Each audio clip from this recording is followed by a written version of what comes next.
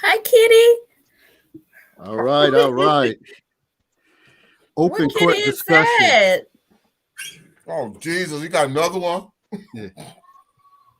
Oh, Herb, get the cats out the way. We're going live. We're live right now. Open court discussion. Who runs the Tim family? Hall. Mother or father? Yes, yes, yes. It's already that time. It's Monday night. We are live in the counselor's corner for another segment of open court discussion. I am your host, David Lorenzo Glover, aka the controversial counselor. Joining me is my co-host, Herb Lewis, the big bad wolf. Oh, Willie A. Price speaks the truth. The truth, the whole truth, and nothing but the truth. And last but not least, Christine comes correct all the time, Brooks. hello, everybody. The This beautiful past Monday, we led off with Thank the you. topic cleanliness is next to godliness. What are your hygiene deal breakers? And we had a lot of interesting points were made during that segment. But this week, we're going to deal with the carryover from last week. Who runs the family, the mother or the father? And we know this is a topic because, you know, people are going back and forth. Oh, the biblical days, it was this and that, but it's not the same way now. Women make more money, more independent. So so it's a lot of back and forth. So this should be an interesting segment. So, but what brought about this topic was a family portrait taken where the father dressed differently than the rest of the family, and he was ridiculed for it. Imagine that. Imagine being ridiculed for the way you dress as a father, a strong man, a dedicated man, and just because you're not dressed like everybody else, you get ridiculed. Man, I wish I might. I wish I might. There's a lot to break down with this topic, but I will wait for the broadcast because I'm getting amped up writing and reading this shit. Okay, okay, okay. Calm down, David. Calm down. Relax. Let me move forward to the next three talking points. Oh, yeah. Is it true that as long as a man has money, his looks don't matter to a woman? Mm, Can't wait for you ladies to join in on this one and see what you got to say about that. Because I think they really don't matter. Because if you know somebody got money, all of a sudden he one of the most handsome people in the world. Finest man in the world. Number two, why do some people cling on to emotionalism? And we know what that's basically dealing with when someone is excessively emotional about everything. Oh. Everything, all their thoughts are centered around their emotions, which sometimes that's not good. It leads to more chaos in situations. Number three, taboo sex. Do you have a no? Taboo sex. Certain things people say is off the limit. They won't do, will not do. It's considered taboo. But some people say, "Hey, man, I need that spice of life, so bring it on." So, Some things they shouldn't do. so here you have it, Very. another full plate just before the What are you Thanksgiving eating? holiday. What are you eating? Popcorn. I'm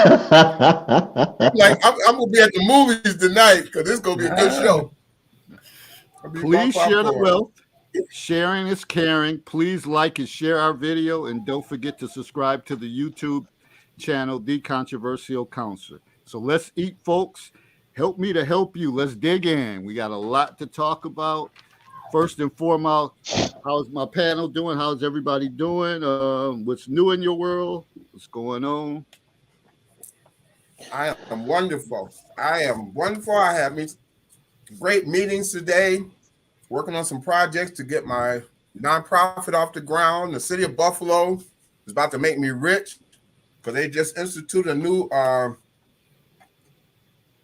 inspection process. So now any landlord that owns a property, they have to get on the rental registration. And now they're requiring that the city inspectors come out and inspect them before they can rent the properties out. And I have a property inspection company. So what I'm doing pre-inspections. landlords to help them get their properties together. So, well, City of Buffalo gonna make me rich because all these landlords need their houses inspected before the inspector come out and ding them for $2,000, $3,000, $4,000. So that's how my day is going. So I'm Go capitalize on the legislation. I don't blame you. There's a lot of money there. I wish more people understood that. Man, these landlords, they're gonna be crying, man, because now in order for them to rent their properties out, they have to pass a pre-inspection by the city. And you know what happened once that inspector coming in, their tenants who don't like the landlord gonna be pointing out all kind of crap, which they don't understand. Now you point out all this stuff to the inspector, he writes it all up. The landlord can't afford to do it, so now you can't rent the property out, which means that tenant has to move. And right now in the housing market in Buffalo, the rents are $1,200 to $1,600. Yes, wow. When they're paying, like these people probably paying like $500, $600, $700, $800, and now all of a sudden you got to move out and find a place. And I know some people have been looking for places for over a year. Over a year, still can't find another apartment because the rents are so high now. You got people coming in from New York City and other countries. They're buying them up from Arab countries and stuff, and they're raising the rents to like New York City prices. So rents are like $1,200 to $1,800 on like the Lower East Side, like the worst neighborhoods. Yeah, they bleed. And if you can't afford it, they bring people from New York City who are paying $2,000 and $3,000. They bring them to Buffalo, and they'll rent them for $1,500, which is like a discount to them. So they're excited to pay. And so it's going to be interesting.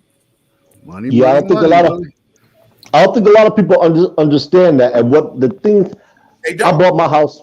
Actually, you know what? I've been in my house 9 years ago this month. And what I did was I sat back and I did just a little quick math. And this is for people that can afford it also. So what I looked at was the amount that I was paying in rent, and I computed that times the number of years I was living. I was like, at that rate, I paid essentially about 1/3 of what I owe on my house. And I'm thinking, people that live in places where you can afford it, even if you don't have grade A credit, you would still be financially prudent, or it would be financially prudent to even go buy you a house, even if you have to go in with somebody and y'all do it for the other individual, because at the end of the day, all you're going to do is save money. And people talk about, well, I don't want the responsibility of having to pay for something, if something break. I'm like, trust me, in the end, the worst thing you're going to have to pay for is roof repair. That's probably the most expensive thing. People always looking at the downside.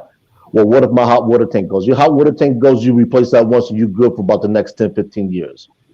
I mean, just about anything. So even the worst case scenario with being a homeowner, you still look at it, you're still going to save money on the back end. Plus, you're able to recoup some of that stuff on your home improvement on your tax returns. So I'm just like, this is part of the financial ignorance that we as a demographic, we don't understand, and then we wonder why we can never get ahead financially. So I said, but see, there's programs out there, and Lakia probably can talk about this.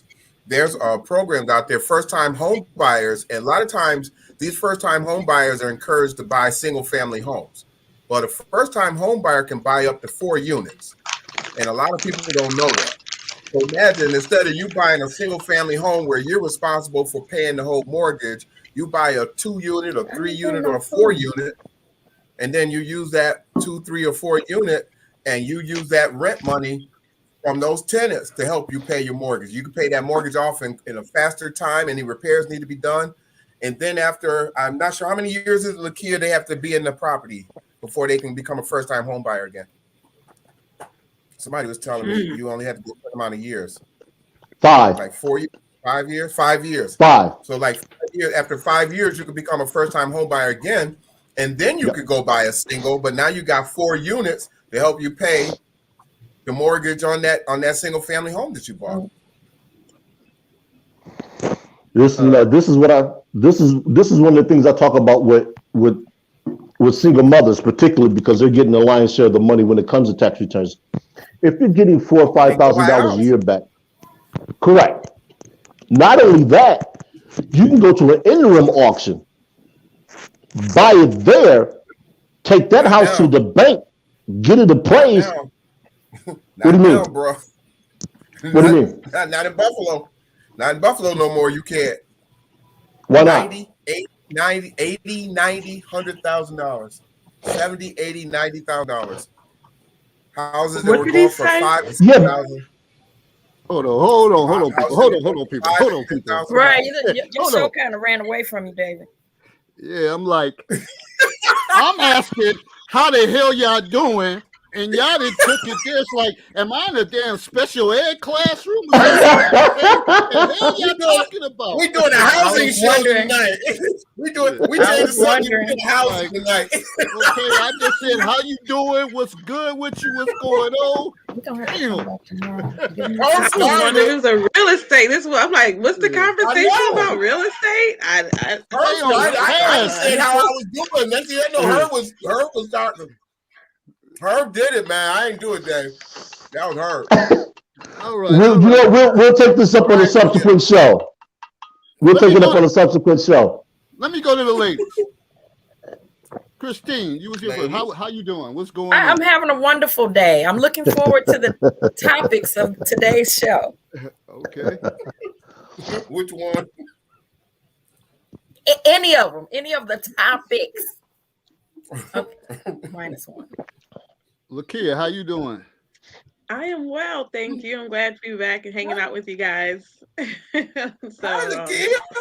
Hello. I'm waiting to see what the topics are. I kind of peeped in on some of the conversations that was taking place in the counselor's corner. So it was interesting. So I'm looking forward to giving my 2 cents. All right. And for me, I'm just happy. We got one more day. They decided to give us an extra day off. So usually we have to work on Wednesday, but they decided, but I think it comes with a caveat or something about making up something. I don't know what they're talking about, but I'm not going to worry about that right now. I'm just happy we got one more day. I know it's going to be a challenge tomorrow. They're going to act up, but I'm going to be ready for it. But I'm just going to look at the light at the end of the tunnel at 2:55 when they call for them buses and for them walkers to get the hell out of there and be ready to push them up out of the building. So that's what's going on here. Wow. All right. And like so I y'all said, be out till Monday? Yeah. You'll be out till Monday? Okay. Yes, sir. So David, it looks like he's sweating over there. It's cold outside. What you sweating for? that's what happened. That's why I'm shedding these pounds. Stay sweating. Stay on the grind. Mentally thinking cause you to sweat.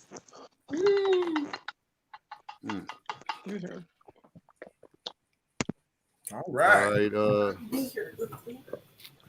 we're gonna start off with the subject matter. Who runs the house? Mother or the father?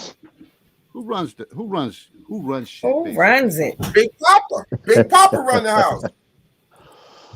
Who? Big Papa. Herb, I'm gonna start off with you. Man. This was your thing. This was your talking point. When I came across this, and it wasn't immediately that I thought about it, and I started reading the comments, and the guy was being criticized for just simply being him. I know when we took family pictures back in the days, there were 3-piece suits, so nobody ever looked the same.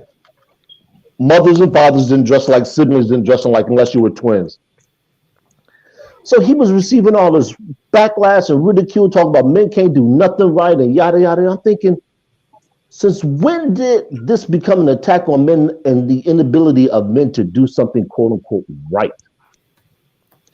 And it was just like, whatever happened to a man just being able to be himself? And now this is starting to filter into boys, where boys are being told that you're not a man, stop doing this, you can't do that, dress how I want to tell you. And I'm sure you see it, David, at your grade level, as the same as I saw when I was in Lace-Up Preparatory, that a lot of these boys, they just lack an identity. In other words, if you ask them something about themselves, they couldn't tell you anything about themselves. They would look around and say, well, I don't know. What do you want to be? I don't know. Well, why do you do this? I don't know. And it talks to a bigger cultural issue when a lot of these boys can't identify with anything. So when they get to be in high school, when they get to be young men, they're lost. And then we hear a lot of women, particularly black women, talk about these men are indecisive. They're grown that way. They're reared that way. They're taught to be that way. They're taught to defer. They're taught to allow somebody else to do this for them. They're taught to allow somebody else to do this and dress them or tell them that you're insensitive. And it's got to the point now where these boys, they never make it past the stage of being young adolescent men. And it's like they're stuck there forever. So part of this was that, and then part of this was the inability of men to actually be men without receiving backlash. 40 years ago, there was no such thing as telling your father what to wear or telling your husband what to wear. Nobody would ever dare do that. Nobody would dare ever tell a grown man, other than maybe the boss or someplace to say, look, you're dressed inappropriately. Can you dress appropriately? That didn't exist. Now we go from that end of the pendulum to this end of the pendulum where men are always being told, well, you got to do this, dress like this, do that. No. You're rude, you're this, you're insensitive, you're toxic. And it's just like, where does all this come from? I don't know. It was just amusing to me. But like I said, I read the comments and it just struck me as something that, I wanted to see if it was a larger demographic out there that sees this the same way that I see it, or maybe it's just me. I don't know. Well, anybody else want to add to that? What's their take on that?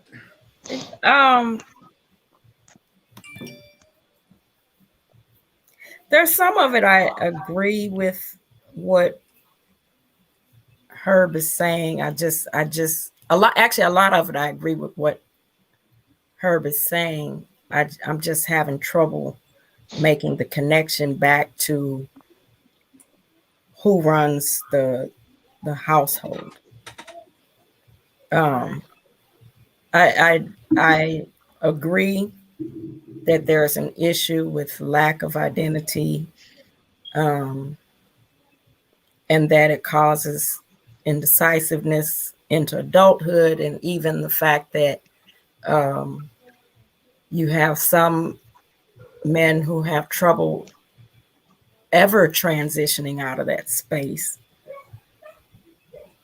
Again, like I said, I'm struggling to take that back to who runs the household. Now, regarding the picture that I didn't see it, but just your description of it, it just sounds utterly ridiculous. Who cares what the man wore? It was a family portrait. Why was it an issue?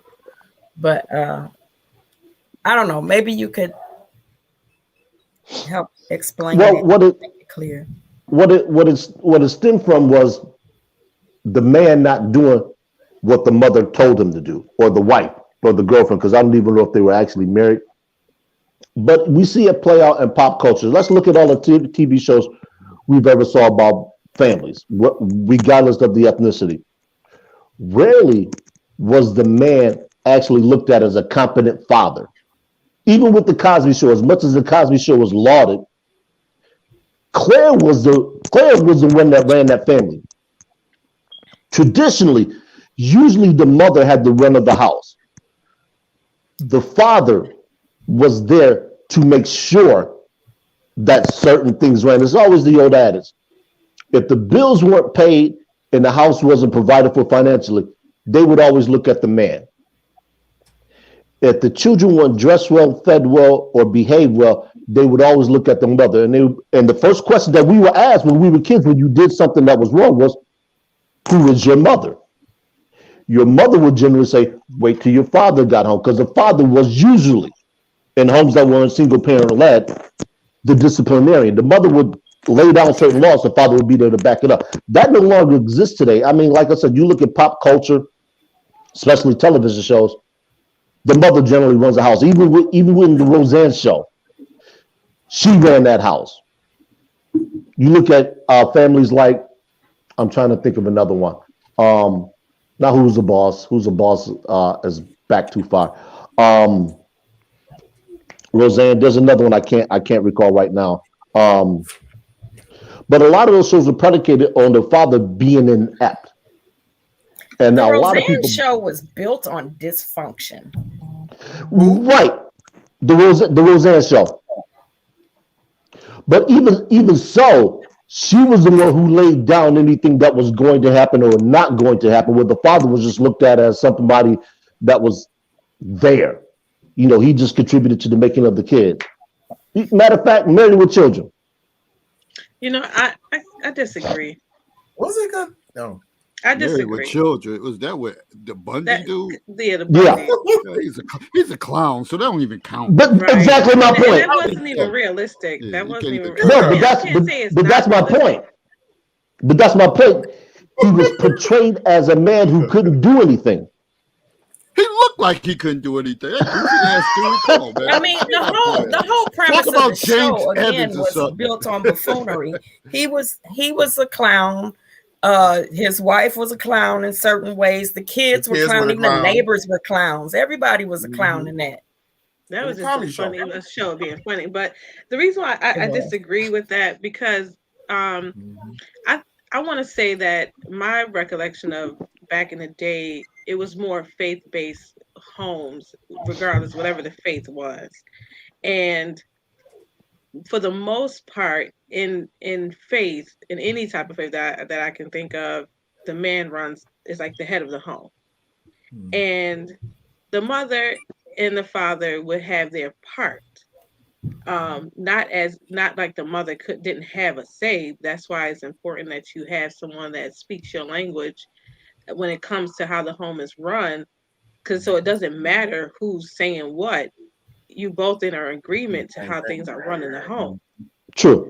And that's why it's important that you have someone that you are equally yoked with. So I recall, the father is the head of the home. He runs the show. It seems like he's running the home, but it's not without a say of the woman.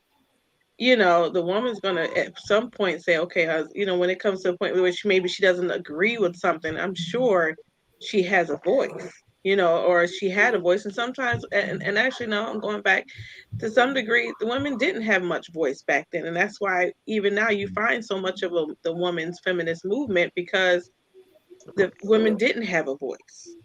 We were always following what the man was doing and saying, because he was the head of the house, so nowadays is it different? Yeah, because it's more single family homes. Now women are saying, no, we're going to have this, making it known that we run this together. It was not openly that way back in the day. In my recollection, my grandfather ran the house, but when you talk about clothes, my grandmother clothed him. They always was dressed up to the T. They dressed each other, it's no. I mean, women did always have a say in what their man wore. We always out there shopping for the man, or or ourselves, or for the kids. But we knew what they liked. We know what the man likes. We know what they don't like. We learned, through time. But I think if we talk about past tense, men ran the home more so outwardly, but in inwardly, the woman had somewhat of a say. Let's say, and I'm hoping I'm not contradicting myself in saying that, because even when you think about Muslim culture, women had no say. Really. I mean, I grew up in the Jehovah's Witness home, and a Muslim home, and a Christian home, and I promise you, everyone kind of had its own dynamic of how the family was run, but more so the man was the forefront of the home. No, I could have a little different experience as far as that. Now, when I think about when my father was in the household, yeah, he made the most money, but he had a lot of reckless behavior. So I think my mother managed everything, with 4 kids. But again, like my father, he was more boisterous. My mother is kind of quiet. She do run her mouth. She probably listening, but she more of a a gentle soul. kind of type of person, and my father was more of, demonstrated like aggression and just sold a lot of wolf tickets. Probably, I mean, he could back it up physically, but in other areas, he had shortcomings. So my mother was always the one who kind of managed and ran things. And then when we grew up for a while living next door to my grandparents, and my grandmother clearly ran everything there. My grandfather worked; he made more money, but he always deferred to my grandmother. Like if we would ask him for something, like we'd go in, because as soon as you walk in the house, their room was right there, and he would mainly be in the room, getting working at a plant, working doubles. So we would come in like, "Hey, granddad, you got $1?" And if you ask for $1 or something, he may slide that to you. But if you ask for more, he's like, "Oh, hold on, let me check with your grandmother." We like, "God damn it, I didn't want her to know. I didn't want her to know." So he would call her out, and she would kind of run us out the house. "Get out here, leave that man alone. He just worked. Let him rest." And then we go outside and play. Then, like 10 minutes later, she would call us up and give us the same money that we asked for. Like, why you just didn't give it to me when I was in there? But everything was ran through her, and finances and even disciplinary stuff. Like we knew we didn't want to face that wrath with my grandmother. My grandfather was he's a good guy, kind of soft. Gave us, his whole thing is anything in the house is yours if you want it. Like anything we ask for, like granddaddy, who cookies is those? Who ice it? Is yours if you want it. But my grandmother would she would give it to us, but she kind of managed everything. Like, listen, y'all just had this, go outside and play or whatever. But if it was just my grandfather there, we could have ate them out of a house and a home. But it worked for them, and they had their balance. And then even as I got older, my grandmother used to always say, she was like, "Let me just tell you something." He said, "The problem with some of these women, they just don't know how to let a man talk." She said, "Your grandfather just be talking. Sometimes I just let him talk. I don't go back and forth with everything he say. I just let him talk." And I guess sort of saying, I'm not going to shoot him down or emasculate him. I'm just going to let him talk. I'm just going to let him talk. And I think sometimes, because he's the man in the house. Just when he talks, yeah.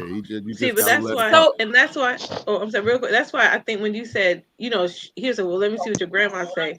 They would have a conversation about it. It didn't mean that he still didn't have a say. No, he really and because like my dad would do the same thing. I was like, well, he was like, let me see what your mom say. Like, really, dude? We got to go through mom for everything. But it was, I think that was just a cop out. You don't look like the bad guy. Right, it was a respect thing. It was right. It was like he doesn't want to look like the bad guy all the time either. You know what I mean? To say no. He was never going to say no. Or mom to look bad. Yeah, he was never going to say no. So that's the thing. And maybe he knew that. Maybe in his heart he know, like, I would give them the world, but at the same time, my grandmother would manage that. Like, listen, y'all just did that. No, you can't have this. No, you can't do that. So that was always the thing. And we were like, man, why he had to say something to her? Because now we know we about to get not so much yelled at, but she about to ream us one and send us on our way. In my experience, my family dynamic, and I'm talking about my own household with my mother and father, my grandparents on my mother's side, my grandparents on my father's side, and even my great grandparents, which I was blessed enough for them to be around for a great part of my life. So the man ran the household under the constructs of finances and income. They made the money. They had their expectations of things being taken care of, right? But within that, my mother, my grandmothers, my great grandmother, they determined kind of distribution of money, so to speak. They bought the groceries. They determined what the meal plans were going to be. They made sure the bills got paid. They kept the kids in order. You know, the men were brought in when it was something bigger. They didn't disturb them with everything. Little petty things, right? Minor So things. I think it was mutual that they both ran the family. Like, for example, the situation that Herb described, which once again I find ridiculous, but I could see in any one of those, like I said, those situations, my mother or either one of my grandmothers or my great grandmother determining the kids are wearing this. I'm wearing this. The kids are wearing this. It would never have been, and you're going to wear this, as you know, talking to the man of the household. Like I'm also dictating to you what you're going to wear. That wouldn't have flown any way, shape, or form. So, yeah. I'm thinking about that too. I thought about the fact that from what he was saying about the picture, I didn't see the picture, but from what I'm thinking, well, just from what I'm hearing about how everyone else was dressed the same and then he was dressed differently. A lot of times when, like Lakia said, if you're not on the same page with your mate, that could have been like a power play between them two. She's saying, you know, we're going to dress up this way. And because of his issues with her, he decided he's going to go against the grain and wear a different color just to be, you know, because I mean, a lot of times women, like you said, women will dress up and dress the kids up. And then they'll say, okay, we're going to all wear this color. And I remember like growing up, my mother, I didn't grow up with a father in the house. So my mother, my grandmother, those guys ran the house. So when we did family pictures, my mother said, everybody wearing red, or, you know, and she put our clothes, she actually put our clothes out. This is what we wear. And we go take family pictures, and that's how it was. And I'm thinking then, in this situation, in my opinion, keep in mind that it's the comments. So I don't, unless the person who was actually the mother in the picture, or you know, the female in the picture complained that the man wore something different. Maybe it wasn't even an issue. Maybe it was just the way, you know, other people.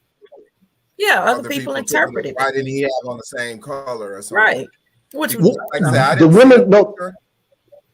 Just they see. I'll have to dig it up and I'll have to dig it up.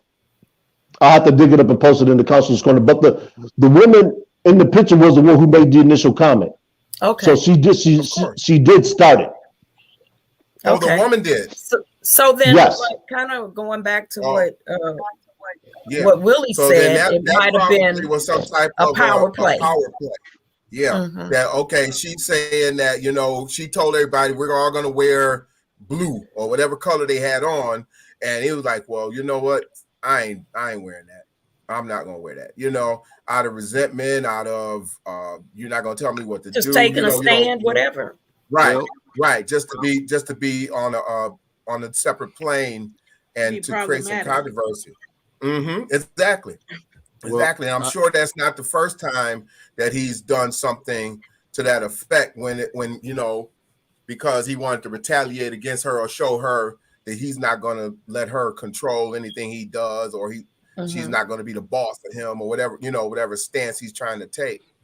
So that's how I took it from, you know, from just hearing it. Like I said, I didn't see the picture, but just from hearing it sounds like it was more like a power play between him and her. And he was trying to let her see that he was not going to let her dictate to him what he's going to wear in the family picture. Well, it's that time of the year that I know many fathers, boyfriends, mans will be in them damn ridiculous onesies, dressing alike for their Christmas pictures, whatever. Never. Not the hell.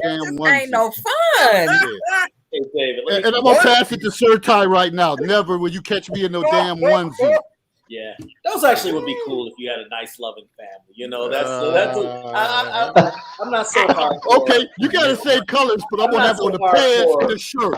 I'm gonna have on the pants and the shirt. I ain't gonna have on no damn onesie. Yeah. First of all, good evening to you, brother David, my man Herb, Willie, Miss Christine, to the young lady in the middle below Herb. I don't know your name. What's your name? Lakia. Lakia. Lakia or Nakia? Lakia. Lakia, good evening to you. It was something you said I definitely want to comment. I'm like, okay, I got to jump on this one. But real quick, I wish I saw the picture you guys were referring to. But real quick, regarding, you can't have the narrative of the black woman had more power on the plantation than the man, and then somehow suddenly it switched. And then the woman took back the power, figuratively speaking, when that's clearly not the case. Just like the CEO of any company he may go down, or she may go down to the customer service area, the Bay Area, the office area, and say hello. You have the director of operations, which what the woman or the wife would be traditionally. But the father typically had oversight or sign off on everything. She went over things with him or whatever, what was going on with the kids in school. Okay, you do this. Then when it was time for him to step up, he would, but it wasn't always just economics. So there was always a male head of the household. With this whole feminism thing, it's very simple. It amazes me how people ignore history when we can just look right at it. Very simple. Heck, I have an article right here that I'm going to place in the chat right now.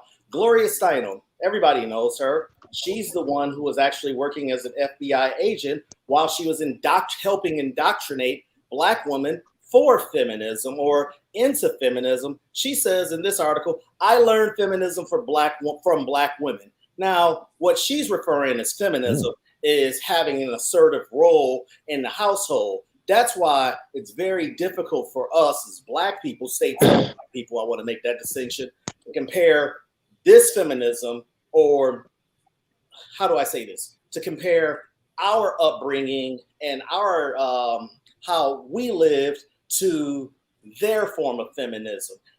Black women always had a voice in the household. That was what I was mainly contributing to. It wasn't as I said in the group, people have watched too many Color Purple movies. Everybody wasn't Celie. Everybody's granddaddy wasn't Mr. Go ask y'all grandfathers this, or ask your nieces and your aunties and uncles this. But for somehow, oh yeah, we had no rights. We couldn't do anything. Women have been able to vote since damn near 1920 and before and after. Black women have had a different role in the household because of our history. Some parts slavery, some parts going into the Old West. So this whole notion, well, we did this because we didn't have a voice in this. No, it was a very simple game. The Great Society Act of 1964, and combined with the Moynihan Report, combined with third wave feminism with Gloria Steiner, and I think the black lady who's holding up the fist is Dorothy Pittman Hughes. Don't quote me on that, but I think that's her name. The women who made those choices of, I will take government welfare over having a husband, made that choice. The women who didn't make that choice didn't make that choice. That's it. It wasn't that they didn't have a voice or they were meek and obtuse and yes, sir, no, sir. And I can't believe we're just spreading that narrative. So that's what I want to say about that. Okay. Anybody else? Anything they want to add to that? Nope. Am I wrong?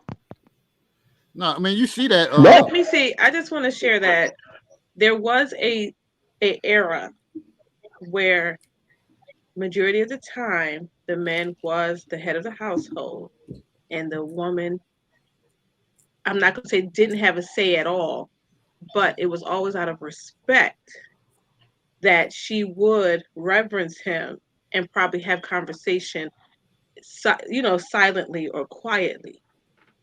Okay, with them two just having conversation out of respect. So I'm not saying that women were oppressed totally, where they didn't have a say, but openly, to a degree, the man did run the home. That's what I was making the point in when I said that Right. the man was the CEO, whereas the woman was the director of operations. Okay, but the women attended to all those things: the meals, the lesson plan, the structure of what they're going to wear to school, the school clothes. Okay, hey boy, did you do your homework? Hey boy, you better listen to your mother. I'm tired of hearing that shit or whatever. Okay, Right. all right. That's what I'm saying. And I'm saying that as Black people, our role was definitely different. Heck, I remember this. I'm in my late 40s. So I think us early Gen Xers are the last generation of men who have grown up with fathers or have seen fathers, that were very prevalent in the neighborhood. And I distinctly remember just, doing things like watching TV or going over other races' house. And I'm like, man, their mother just has to wait till, for dad to sign off on everything, whereas like my mother was by far not she was damn near borderline, almost pushing a feminist, but not a feminist, knew her role or whatever, but was assertive about everything else and only wanted to bring things to my father, but this was just as consistent with history. The only thing they wanted to bring to your father was when it was serious. How many times it's like, boy, you better get that done before your daddy come home. Okay. Or listen, the teacher called today. I already heard this is going to be a problem with your dad. I'll buffer it out for your dad or whatever. Don't do this crap again. Okay. So this whole that they were, well, I can't buy the dress if I don't want to. Please. They knew how to, if anybody knew how to manipulate money, it was the person who was given the purse strings right there. Hence why they call them purse strings. Mm-hmm. Yep. Well, I don't rebuttal that because my grandmother sure know how to manipulate the purse strings. I'm going off. I'm still here. I just need to finish my dinner, but I'm still listening. Mm-hmm. But he still ran the house because he made the bread. That's it. And I think it depends on the personality of that person as well. They could be someone that can. Sometimes it's silent leaders. They don't. And sometimes you have dads and granddads that don't say much. They don't say much at all. But also, you ain't want them to. Yeah, but also they're not to be played with. But then sometimes you just have those that's kind of, like I said, for my grandfather, he was just a good guy, like just all around nice. Now, granted, he had his jerkish moments because my grandmother would tell me about it, but that usually centered around when he used to drink. When he stopped doing that, he was there for his kids and his grandkids, and that's what he lived for, being there and making sure that we were put in a position to succeed and we could have everything that everybody else had, and that was always his goal. So I salute him for that. You got to recognize, brother, that our grandfathers were depression kids. Okay, they saw it all. Yeah. They saw them rearing their kids, and then they saw us, and they saw what it's like to have nothing. They really appreciated their grandchildren. Mm-hmm. Anything else? Y'all want to move on to the next segment, or? Yeah, I believe we can. On to the next. Yep. Sure. All right. So the next one. Is it true that if a man has money, his looks don't matter to a woman? Hell yeah.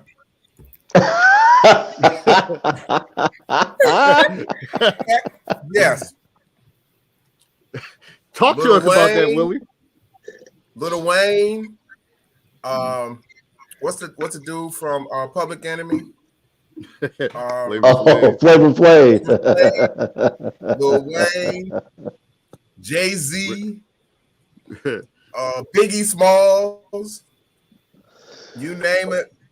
Before the ladies, most of the ones that have the majority of money they could care less of what they look like. You have Africans and Nigerians who come over here and they have a lot of money and big bellies and all the stuff that women say that they don't want in a man. Big bellies, big feet, big hands, little everything else. He said big feet. But they got that big check. And they got that big check and they love them to death. Well, it ain't all about the looks. That's all of a sudden, that's what you hear. It's not all about the looks. But any other time, it's all about the looks. I disagree with that. And I'm going to say why. I know it's, can you guys hear me? Yep. Yeah. Yep. Let me see if I can get this back. Okay. My bad. Yeah, I respectfully disagree, although I used to believe that also.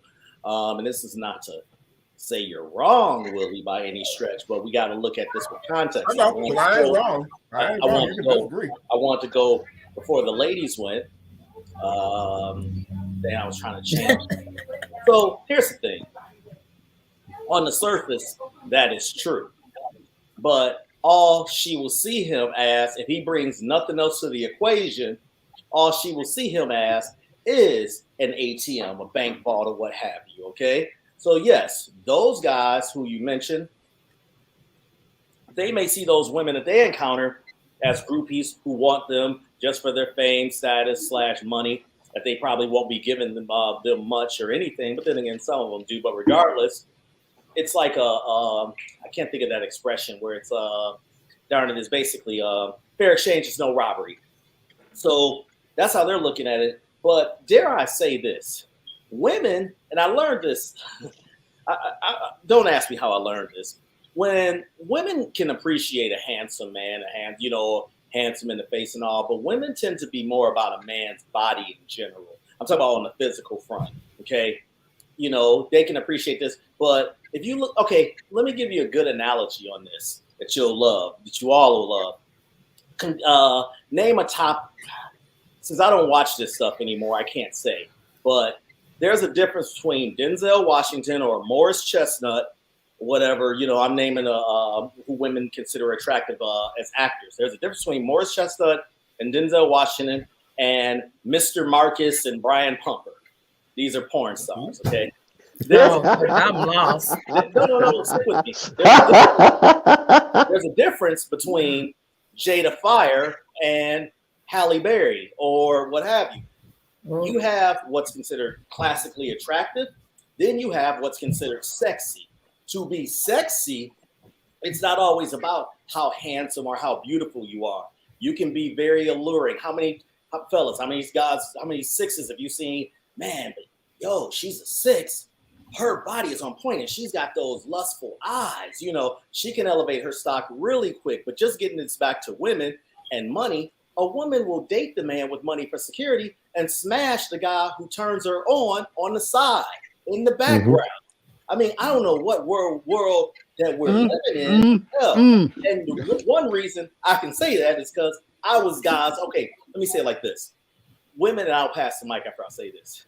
I learned this the hard way, but I've always said this, that women have 2 guys. The guys that they can bring around at 8 o'clock and 9 o'clock for their after work gatherings. Yes, we've been going out for 7 or 8 months or whatever. Oh, no, yeah, we're going to walk the aisle. We're celibate and all this. We're going to wait till that day. Oh, hey, mom and dad, yeah, here's this person. Oh, yeah, great guy or whatever.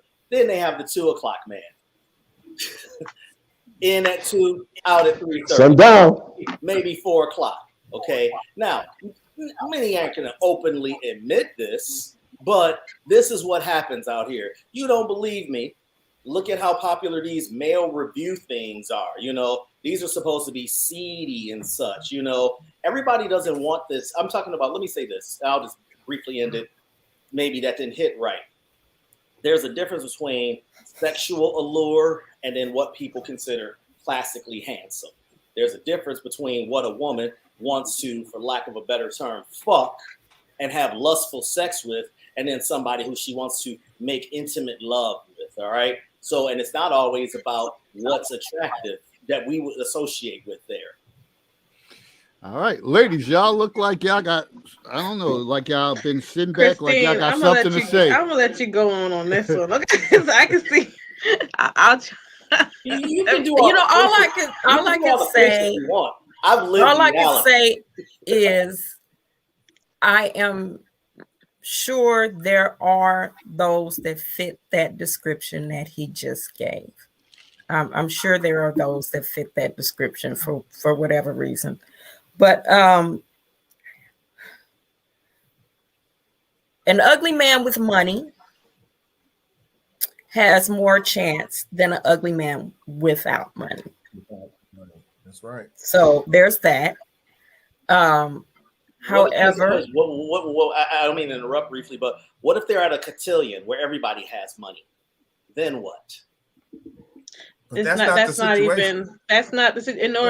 going to ever happen? We can make up all kind of scenarios. Actually, believe it or not, it happens more often than we're willing to acknowledge. You guys make up all kind of scenarios, but that's not the case. Okay, no. Who does better in the game? You guys think? I know, Christine. Well, you know who does better in the game? Men, because guess what? You made a comment about the male.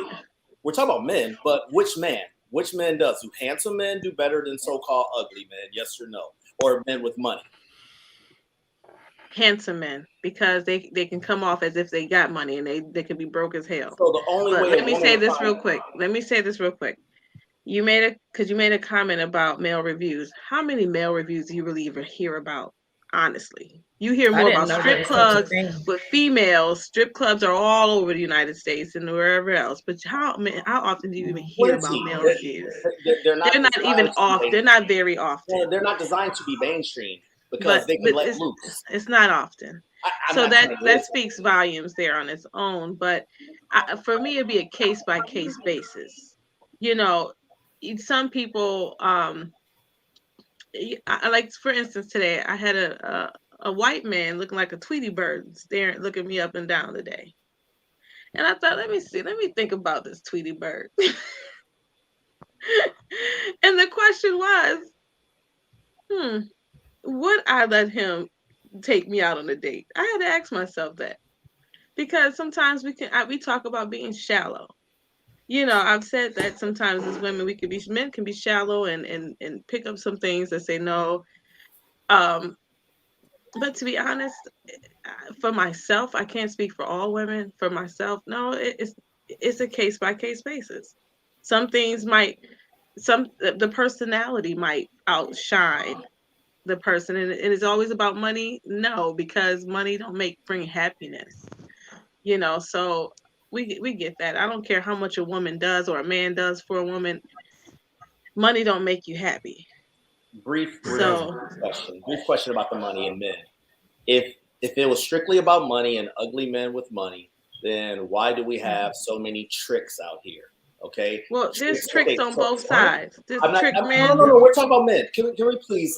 We're talking about men. Why? If it was, in other words, if a man who has well, I'm not going to get into my life, but I'll just say this. Most men who have money, I shouldn't say most, I'm going to just say this. If it was strictly about money, then these men would have women on standby and wouldn't have to call various escort services, wouldn't keep these strip clubs open, things like that. Okay. Well, what you're saying just supports what Lakia is saying. No, it's not. Those men have to pay.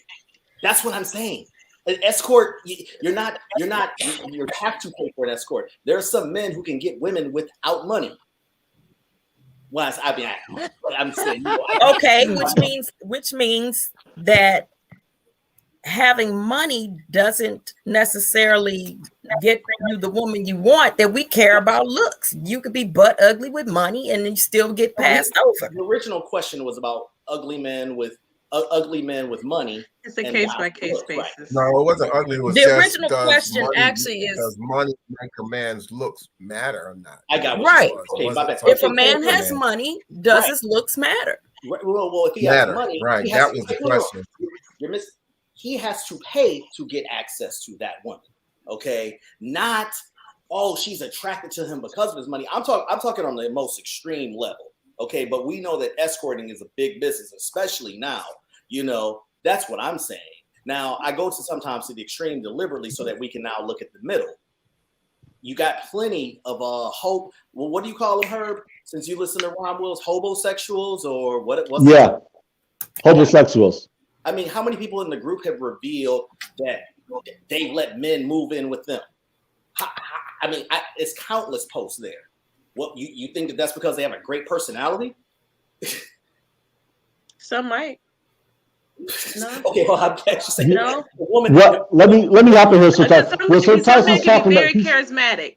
Some men can be very charismatic, can be very you know, kind of smooth. They know what to say to women. They know what to say to women when, you know, they know how to schmooze you over. So absolutely. The point I'm getting at, respectfully, is those men don't have money.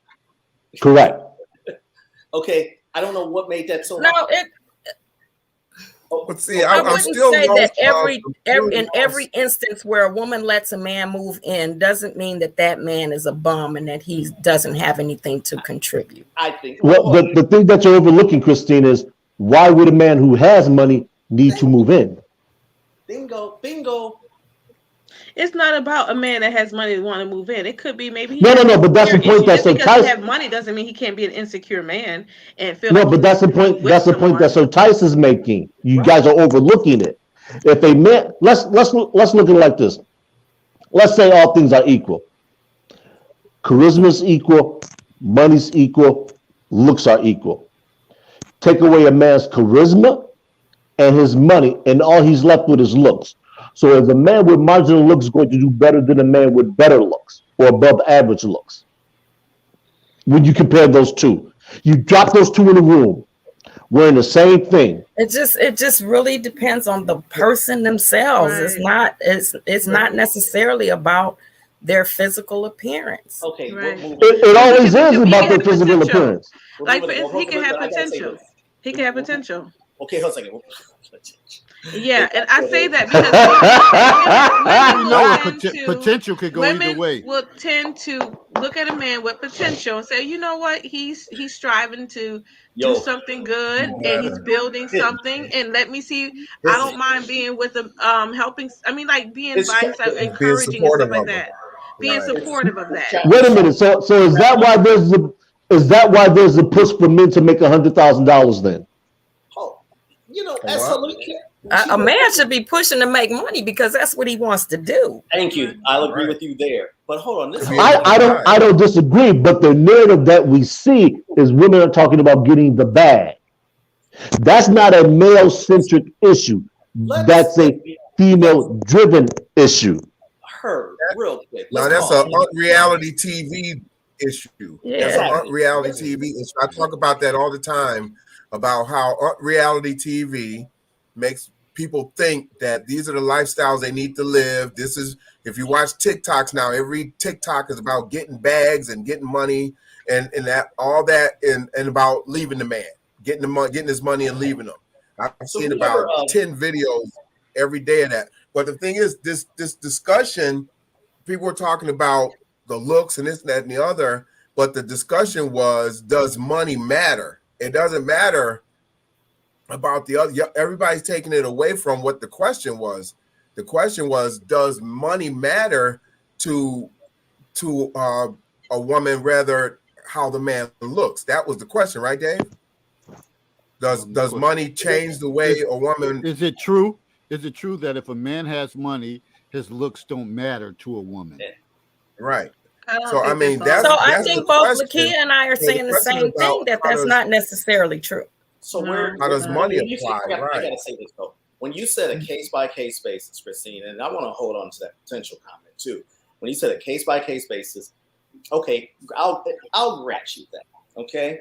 But where I'll raise you at is this: if we see the same old scenarios happening, everything with the same, many of the commonalities, then is it really case by case? We can definitely draw a conclusion on most things, and dare I say, even most modern relationships, in how the selection criteria is. You know, now on this 100,000 point, which is kind of laughable, less than 6% of Black men make over 100,000. Now, I'm in a field that does, and I do, not that it matters because I live in an expensive area.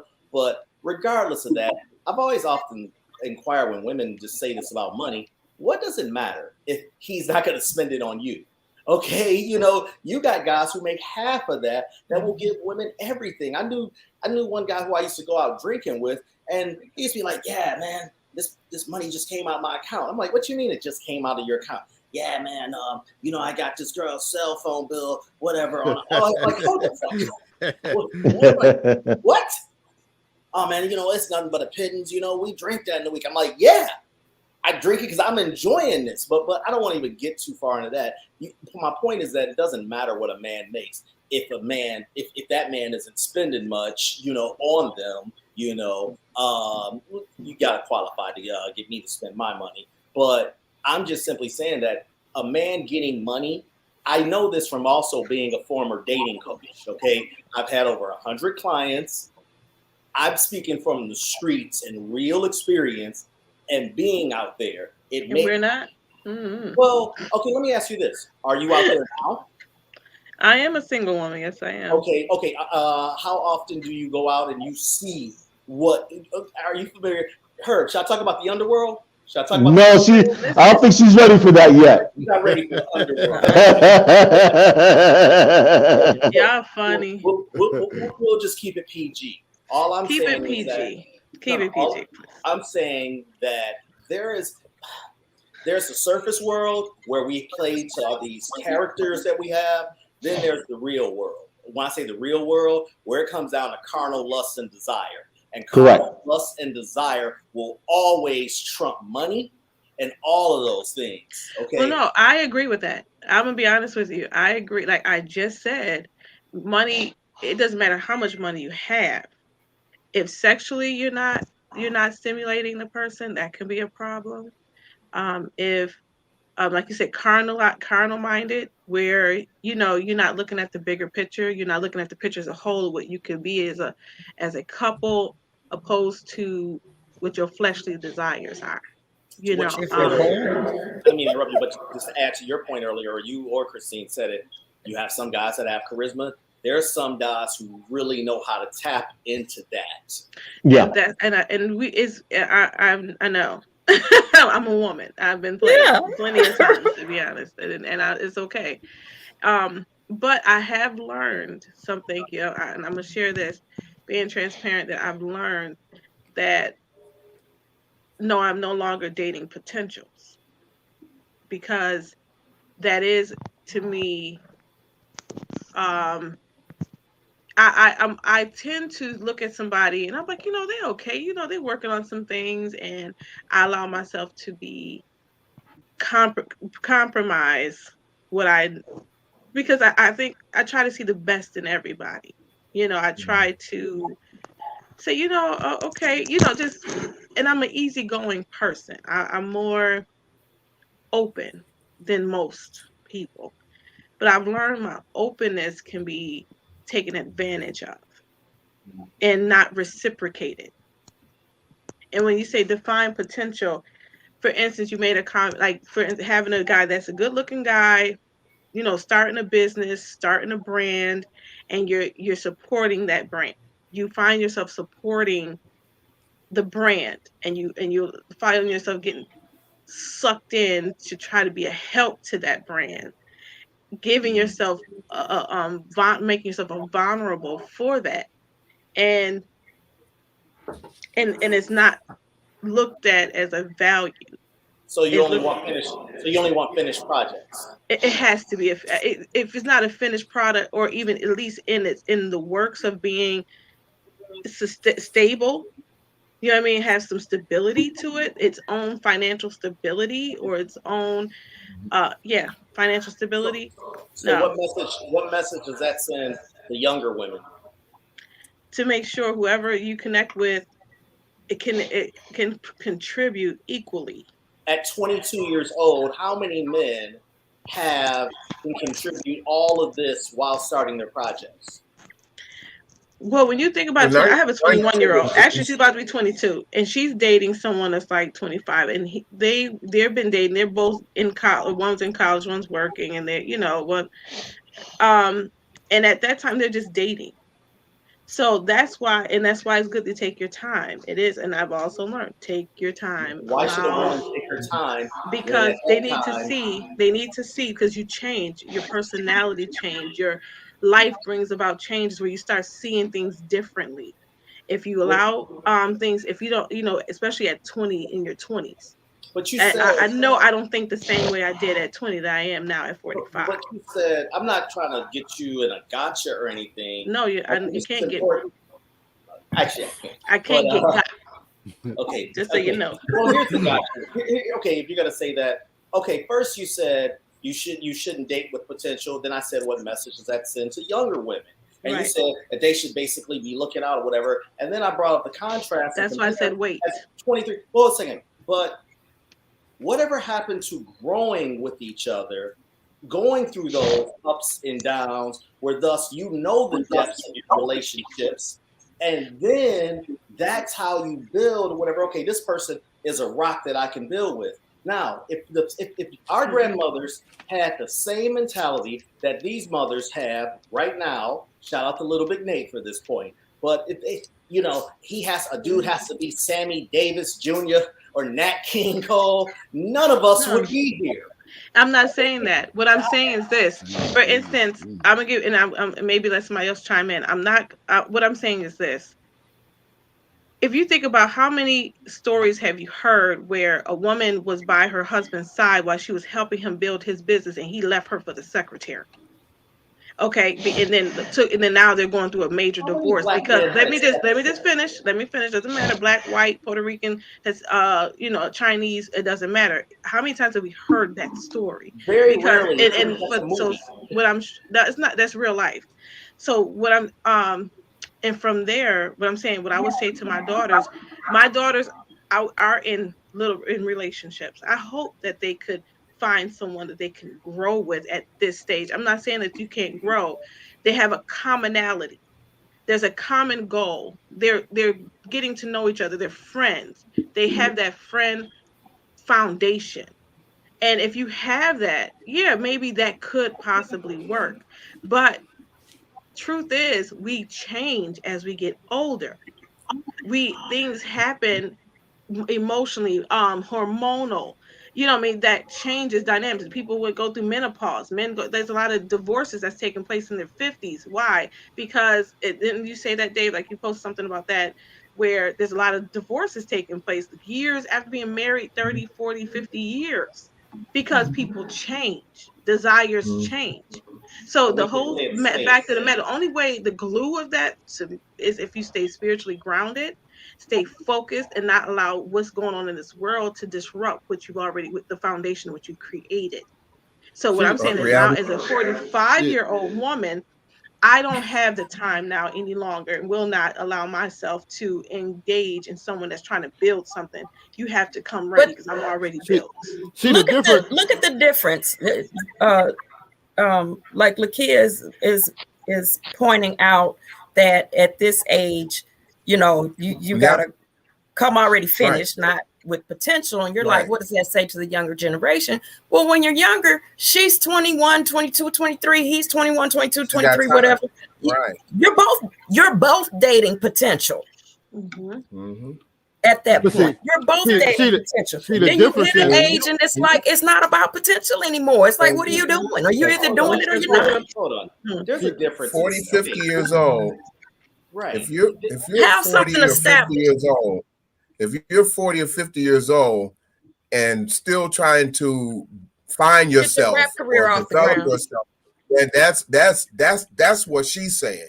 It has nothing to do with representing for or being a representative of the younger, being an example for the younger person. Because the thing is, a younger person, like they're saying, you're in your 20s, you're in college, you're meeting different people, you're experiencing different things. In your 30s, you may meet somebody and you start growing together, because what people do now is they get married at a later age. But when you're in your 40s and your 50s, and your 50s, and you talk about, well, I'm still working on getting myself together. Okay. Hold on. I want to chime in on that. I want to chime in on that because some people 40 in their 50s, they might have their main thing that they've been doing for years, but they might feel another passion as they get older, and that's just in the ground making stage. Right, that's another passion, but that's not like you have nothing and you're trying to get something going. When Right. women Yeah, say that's what not I'm the saying. same It's- as potential. it's- You've it's- already they have something, established right. yourself. that's why I asked the Right, finding. they have something going, and now they're making some transitions. But a Yeah, person so who's in their you've 40s, learned some things. You know how to sustain has yourself nothing while you're building established. this other thing.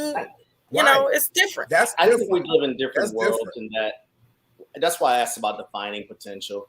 I've come to realize when women talk about potential, it's is this person a good person or are they stable? Which is in my mentality, you should be dating stable-minded people anyway. I'm not talking about somebody working on their rap album at 45, okay, or starting their business with some gimmicky crap or what have you. Okay, I have a venture right now that I'm doing. I'm writing apps in a whole different language. Okay, I'm investing a lot of my money into this. Okay, I've built a lot of things, but to say that, oh, well, does this idea have potential? You don't know enough about my thing to even dare describe to me. And when I say you, I don't mean anyone here. I'm saying it differently.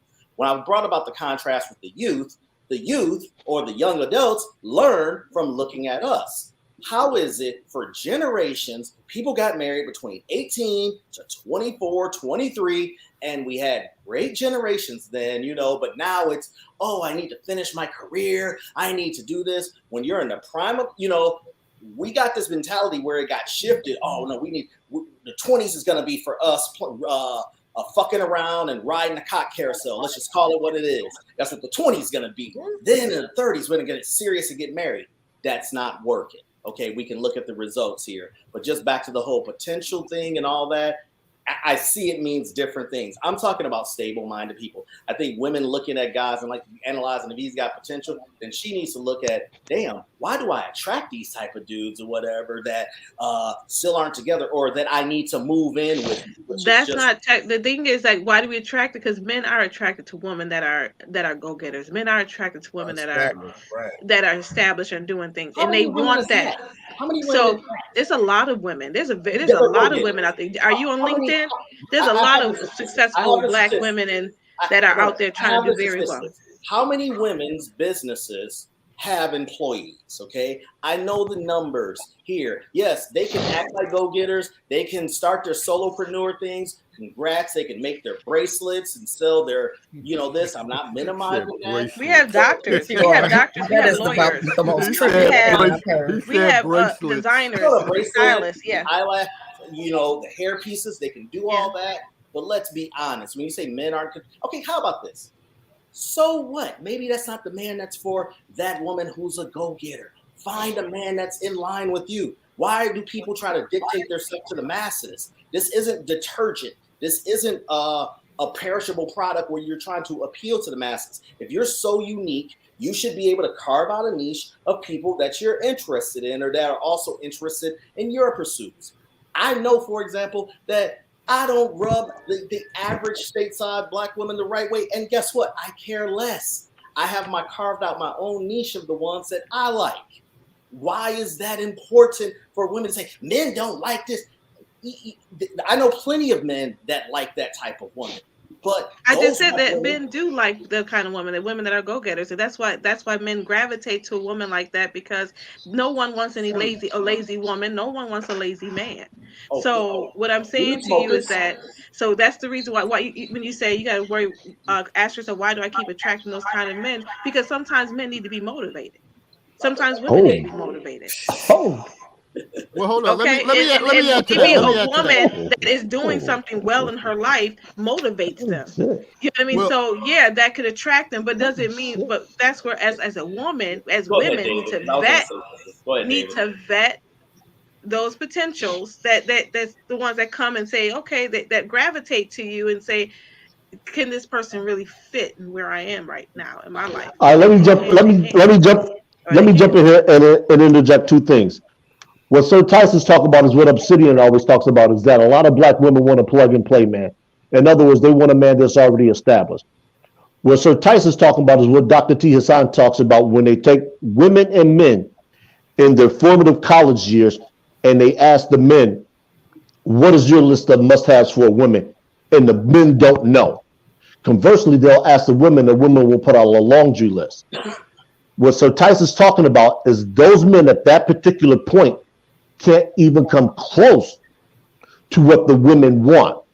So by the time the men get to that level, those men are in their 30s, which means that if their female counterparts are in the same age, most of them are going to be too old for the lineage to be viable for them to start.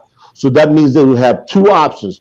Either they wait till they get older and they reach back down and start to date men who they're older than, and they become providers, which women do not want to do, which goes against their biological programming, or they date older men. This is why you always have the issue with older men, or you have the issue with women and older men dating quote unquote younger women. That's where that gets compressed at, because women want that man that's already established so he can provide financially. So even if they can, which is what you're talking about, Lakia, they don't have to. Women want that option always there as a safety net in case they decide to bail anytime on working. And that's what's not being addressed. So let me say this. So as Lakia was saying, do guys who know they're not at that potential that women are looking for, do they step to these women? Of course they got do. it going on and all that stuff. Really? Do they really Yes, step they to do. them?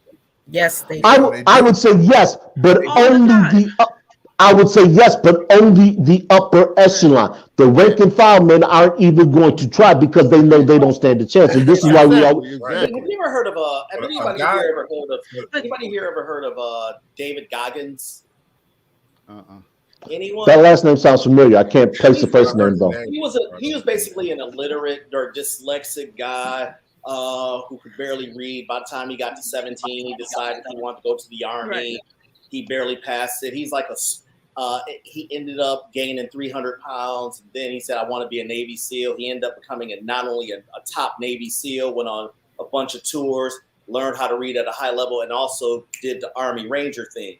And he says, and I agree with this, motivation is garbage. So when Lakia said things about, well, that man may need to be motivated. And I didn't need David Goggins to tell me this. Motivation is garbage. But you're a life coach, but you're a relationship coach. So what are you doing? No. Hear me out. I didn't need David Goggins to tell me that motivation is garbage, even though I like the way he just said it. That's succinct. We have people that go to church religiously, figuratively speaking, right? Or no pun intended, that go to church religiously week after week after week and still end up in the same situation, but they're motivated.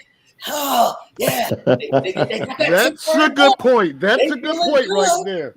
Wow. Guess what? You know what? Because some people are not applying it. One second. They go back to their same habits. I didn't hear what you said, but they go back to their hearers and not doers. One more time. Motivation is just another word for inspiration. Yeah, I know. Yeah. Okay. So that means people or encourage. Let me say this. How many people put up these motivational bullshit ass memes in Facebook and they're still all sorry or whatever? I'm not trying to talk about, but they put up this. Yeah. The power of light, you can shine to or whatever. Shut up and get your ass out and take a fucking walk. Okay, if you want to, it's about, like you said, doers, not this, baby, you can do it. I know you're a bum ass smoking weed, PS5 game playing guy, whatever. You can do it. I believe in you. Okay, so what do you do? What do you do in your coaching sessions? Because I want to understand, are you a motivator in your coaching sessions? Are you an encourager? I tell them what the problem is. I tell them what the problem is. Okay, and then the problem, what's the solution? Can I finish? Do you give a solution? Hell no, I don't give them a solution. You know why I don't give them solutions? Because the solution is within them to find themselves. I give them actions that they can take, that they can then somewhat discover that thing. Most people are risk averse, and that's the problem in our society in general. Most people don't want to even walk outside. They want to just live in this world. Damn it, I gotta get my power because my power is going off. But you get them, hey, you need to go out. You need to go do something. Okay, you want to be, you want to be a keyboard player, go buy a keyboard. Start playing it. You want to talk to women, say hi to 3 women a day.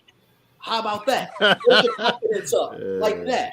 But a solution, hey, my solution that works for me may not work for this introverted type. So I got to tell them that, but one thing I do know is action is going to create something. So that's what I say. That's all off the topic. The point I was simply saying is that and especially a woman, listen, It's one thing to support your man. Motivating your man, as a man, you supposed to be damn near motivated by your damn self.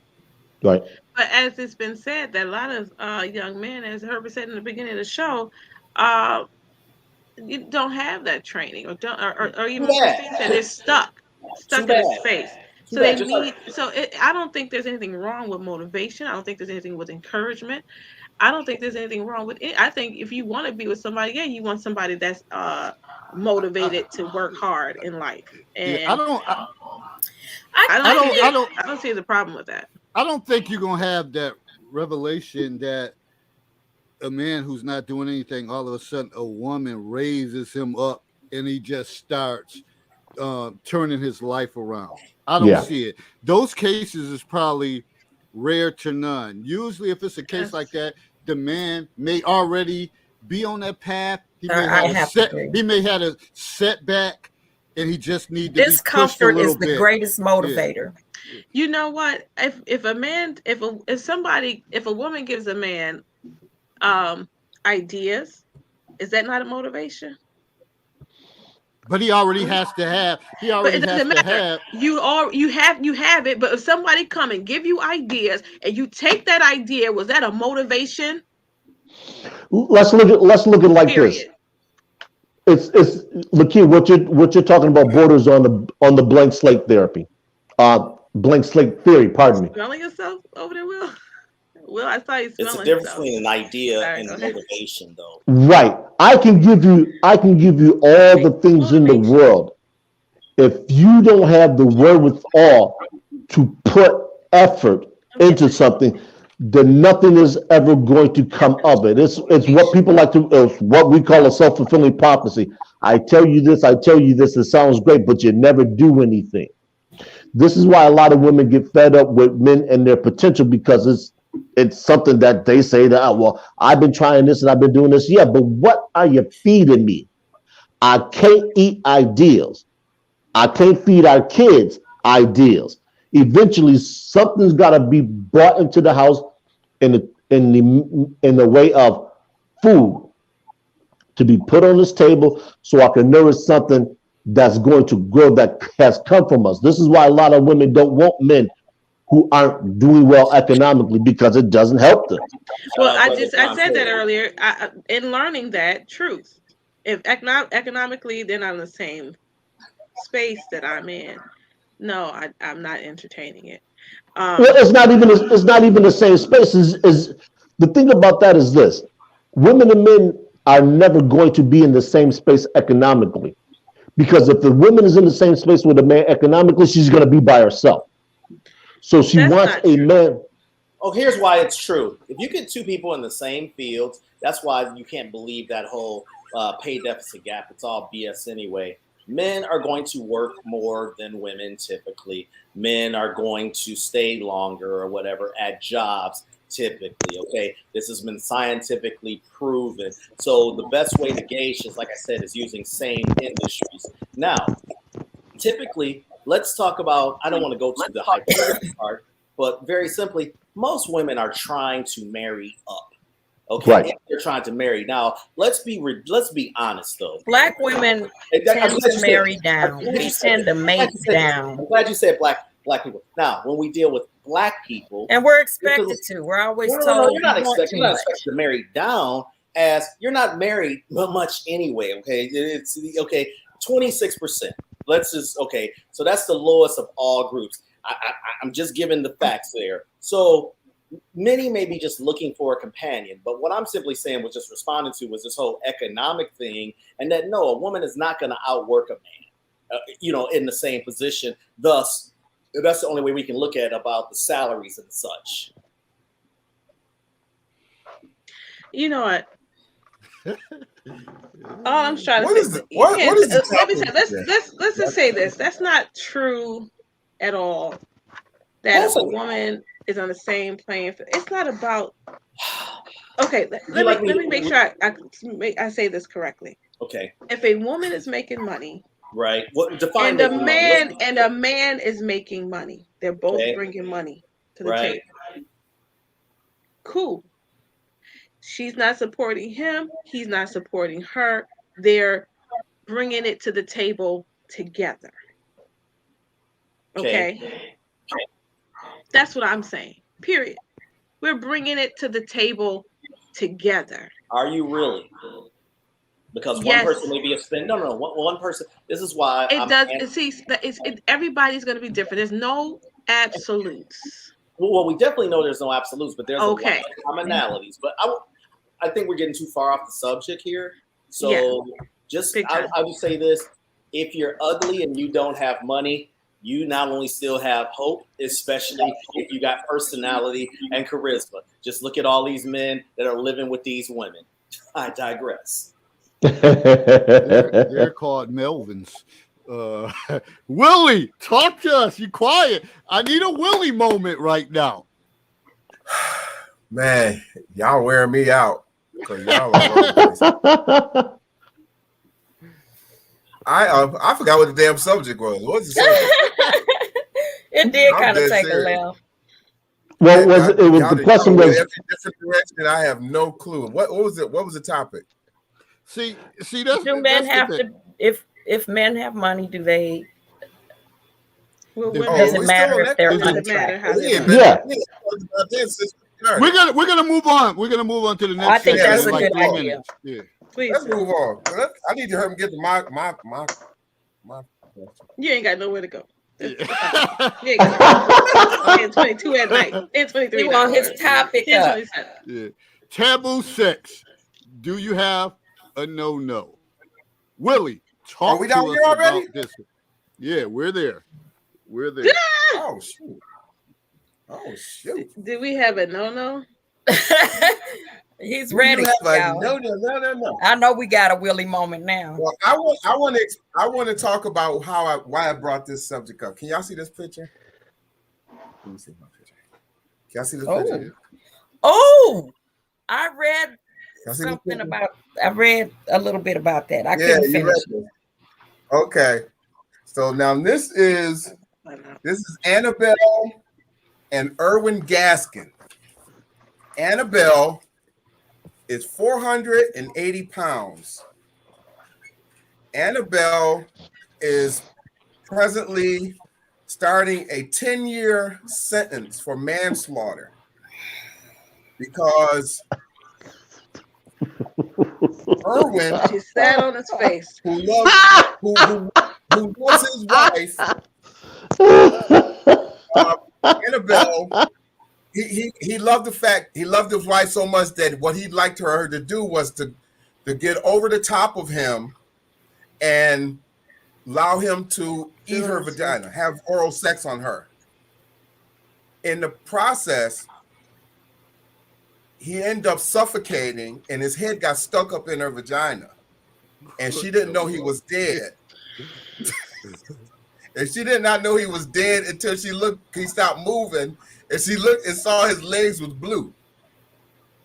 And so she ended up getting 10 years for manslaughter because this is not the first time that they've done this, but they're holding her accountable, even though this is something that he wanted to do. This is not the first time. What, that she's killed somebody?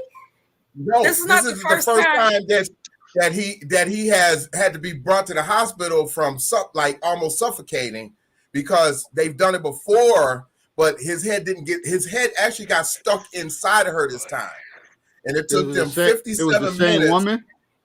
Yes, it's his wife. Dumbass. And it took him. He was dead after 17 minutes, but it took them another 57 minutes to get his head out of her vagina. What the hell?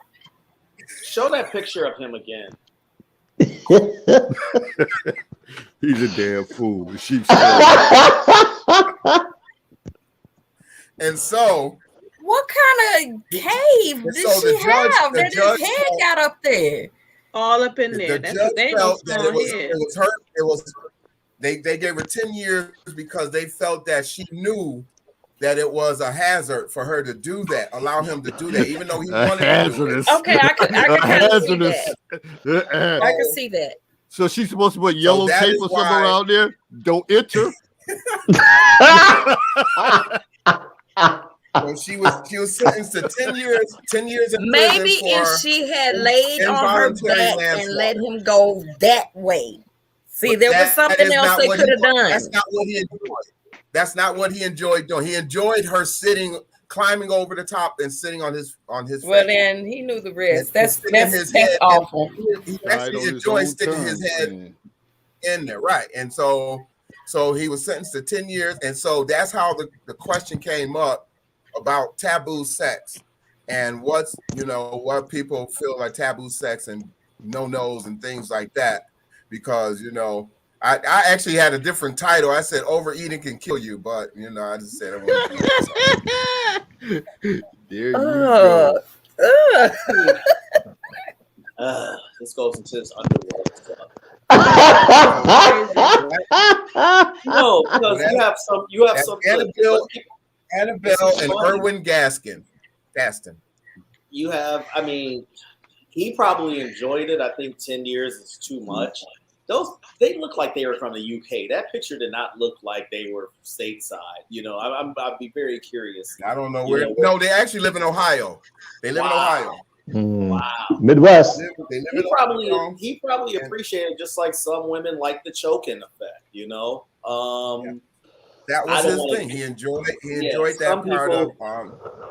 You got people who like clamps and all those other things. He needed a spotter. Talking about they needed a safe word. He needed a spotter. Safe word. He couldn't get no words out. Right. I know that. So that's how the question about taboo sex.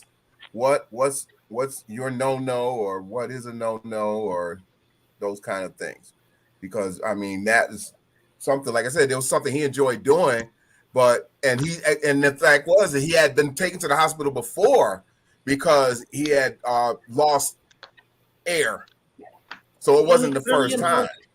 He died on his own terms. That he died with something he was passionate about. But why put somebody for 10 years? And so they gave him 10 years though. That was the thing. The judge felt that she was at fault because she still allowed him to do it, even though it was unsafe for him to do it.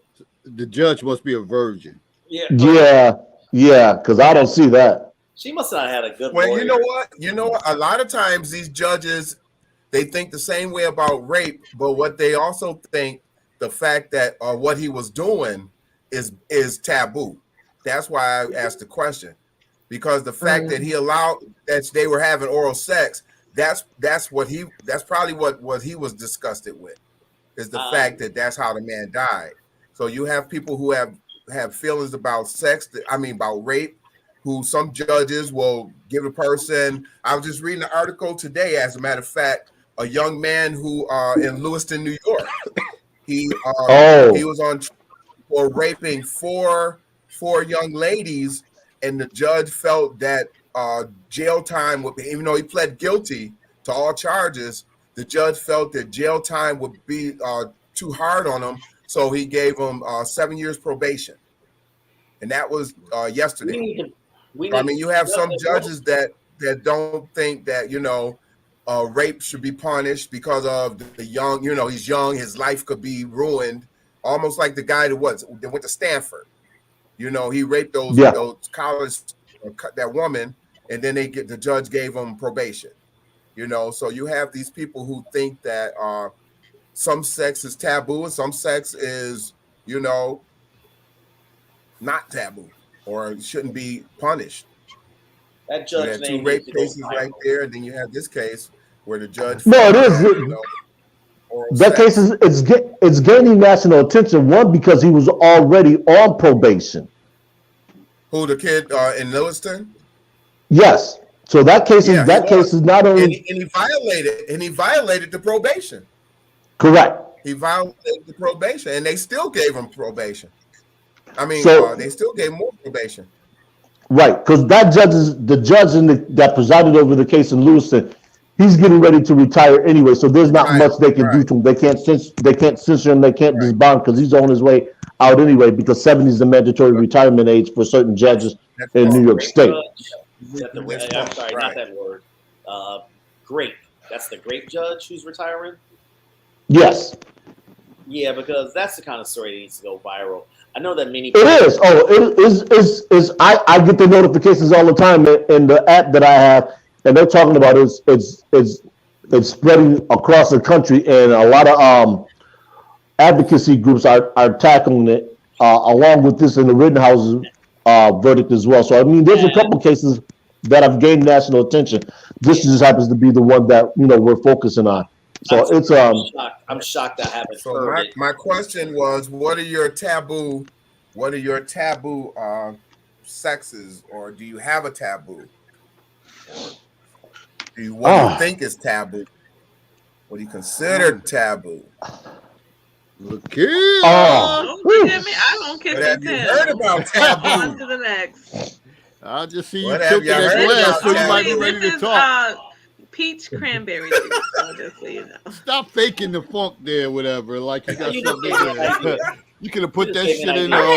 have taboos. A threesome is taboo to me. I have no interest. That's like deal breaker material for me. Somebody asked me about that recently. Just no Yeah. ass. No, I'm not no into ass, women. No ass play. That I'm not into You know what, a man? No I find it threesomes? interesting. no women. I'm Yeah. I'm with you on that. Mm-mm. I I ain't got find time it to touch interesting no that other a man kitties. will say a I got lot my of own. men will do two women, but they won't do another man with a woman.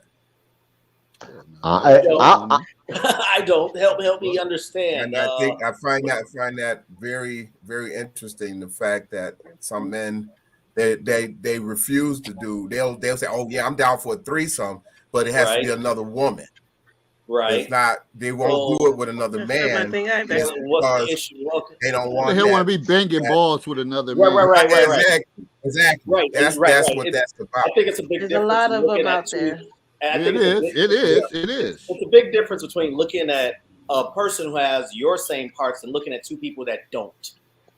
Okay, I don't get aroused by other men or whatever. I've never did no damn trains, never had no experience in no desire in wanting to do trains or coming behind somebody, God forbid. Two women, that's fine. Hell, I think, well, I won't go there, but I was going to say that that's damn near normal nowadays with with many women and how they see things.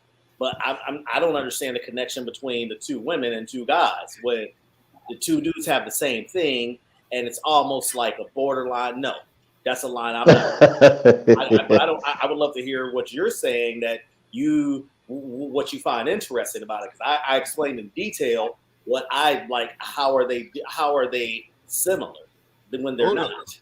Hold up. I got a David moment. Speaking of trains, I remember A David moment? a David Can we moment. get a banner? I remember back in the days. Oh, I always got stories to tell. They're just not like Willie's. I remember back in the days when I was like 14, 15, 9th, 10th grade, and I was all about school. Like I had went 5 years with perfect attendance, and my boys, we was trying to grow into our manhood, and they were experiencing that train world, that they would be in closets in the dark coming out, and they would be skipping school with these ugly duckling chicks. So they'd be like, David, well, they call me by my nickname, but they were like, such and such is supposed to come over. We ain't going to school. You gonna miss school? I'm like, nah, man. I got. They're like, oh man, you scared of it? You scared of it?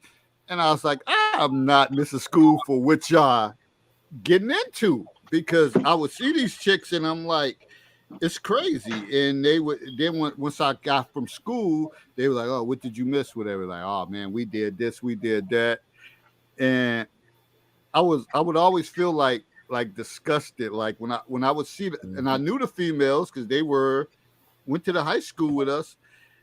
I would feel disgusted, like all of that, like people coming under beds, coming from under beds, taking turns and all that stuff, all the different passing of juices and all of that stuff. I was like, no, I don't want no parts of that. Yeah, fluids, I heard juices, all that. A man shared with me that when they were younger, that they would secretly switch on a girl when it'd be like it's pitch black and the girl wouldn't know that them and their turn the friends lights switched out. on. Yeah, that's what they. I mean, Turn that's lights just out. Yeah, grimy somebody doesn't stuff. come That's in just the know. grimy. Grimy. That's all I have to say about that. Like Sir Tice said earlier, you're not ready for the underworld. Real HBO and Real Sex, man. They did a How old am I? lot I'm of 45 this. years old. Y'all don't know what I know. Yeah, but you got look. It's not. Hold on. You yourself Y'all act like y'all know just said. Y'all don't know You nothing. I said yourself still just grimy. said. Just because I know I said it's grimy doesn't mean I don't know nothing. It's still grimy. Grimy is No grimy. one is saying you don't know. He said knowing something and being ready for it are two different things. I'm ready for it. I've heard it all, but it's still grimy. You're not ready for it if you're not willing to do it. No, what you mean. I ain't ready for it if I'm not willing to do it. That don't make no sense. It means I don't have to be Being ready to for something means you're willing to do it. That's what being ready means. Dude, There's a difference you between. ain't even ready. You know what? You know what? You're correct. I wouldn't do half of this stuff. Okay, That's why I never say I'm ready for it. Yeah, I do understand it. I understand it too, but I ain't about to go down like that. No. See, now you trying to put yourself, and I'm gonna play your card on this. Now you're trying to put yourself in that realm, saying you're ready when we know you ain't. Stop writing ass checks that you can't cash, and you're not willing to cash. Ready to hear it, or I have already. You're not ready for that world. Just say it. You're not ready for the world. You're not ready for that world. There's no shame in not being ready for that world. That I don't have to tap into doesn't mean I don't know it's out there. No one said you didn't. Right. That was never stated. What was stated is you're not ready for it. I don't want it. And I would never do a threesome, one way or the other, because I'm not ready for it. That's not a world I'm willing to venture into. I'm not anatomically built for that. On some point, or a Playboy book or something, we've been exposed to it one way or another, but doesn't mean personally we've been involved in one. You can't compare looking at something from a magazine to actually being there. It's no different than, I watch cop killer TV shows or whatever and watch this versus actually being in a murder scene.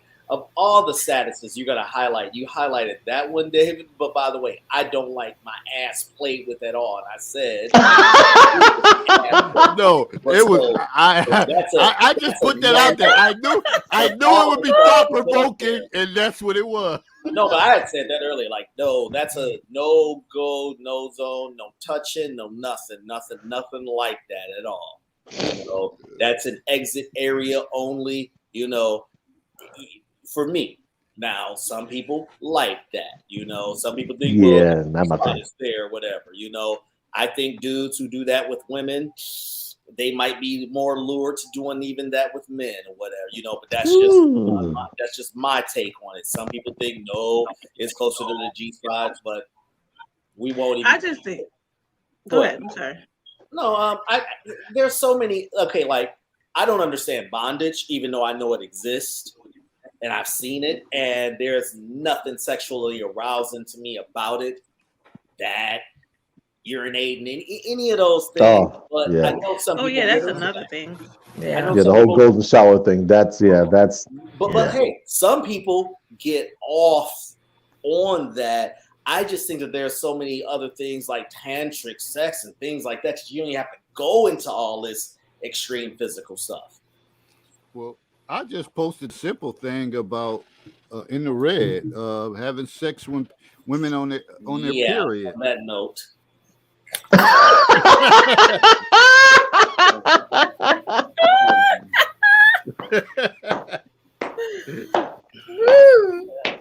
So that was just a little example. Don't front, fellas, like I ain't never did it before. I've never done That's it. what I was gonna say. Yeah, I was actually tricked into it. How the hell was you tricked into that, Willie? How? I was tricked into it. I was dating this girl. A Willie moment. I was dating this girl. We went to she went to one high school and I went to another high school. And after a track meet, she was like, "Come on, let's go to my house because my mom's not home." That and the other. She said, and so we went down in the basement. Let's go in the basement. And it was dark in the basement. So we went down in the basement, and when we did it, it was really wet. And I was like, man, this is like real. She must really be excited. And then,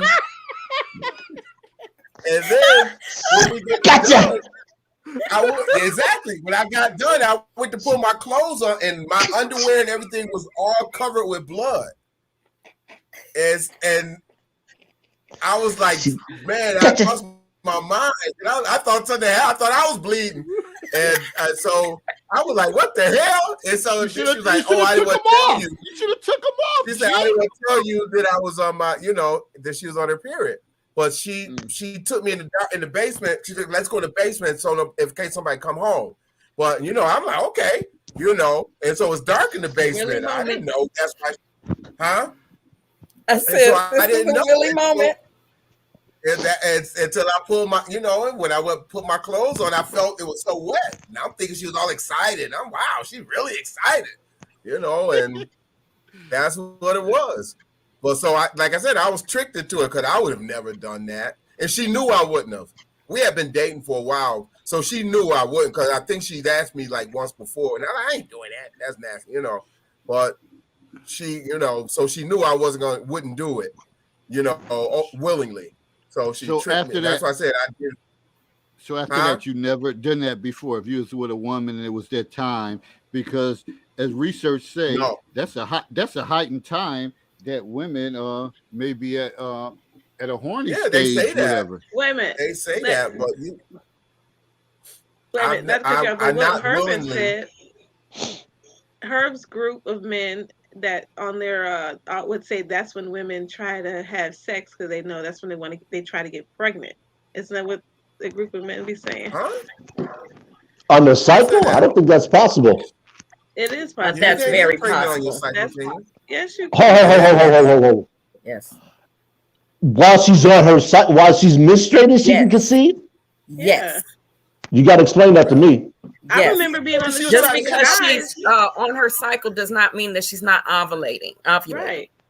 Really? Somebody's got So she a was trying to normal have my functioning baby. women. No. That's why she's trying to have my you see some baby. women have like children.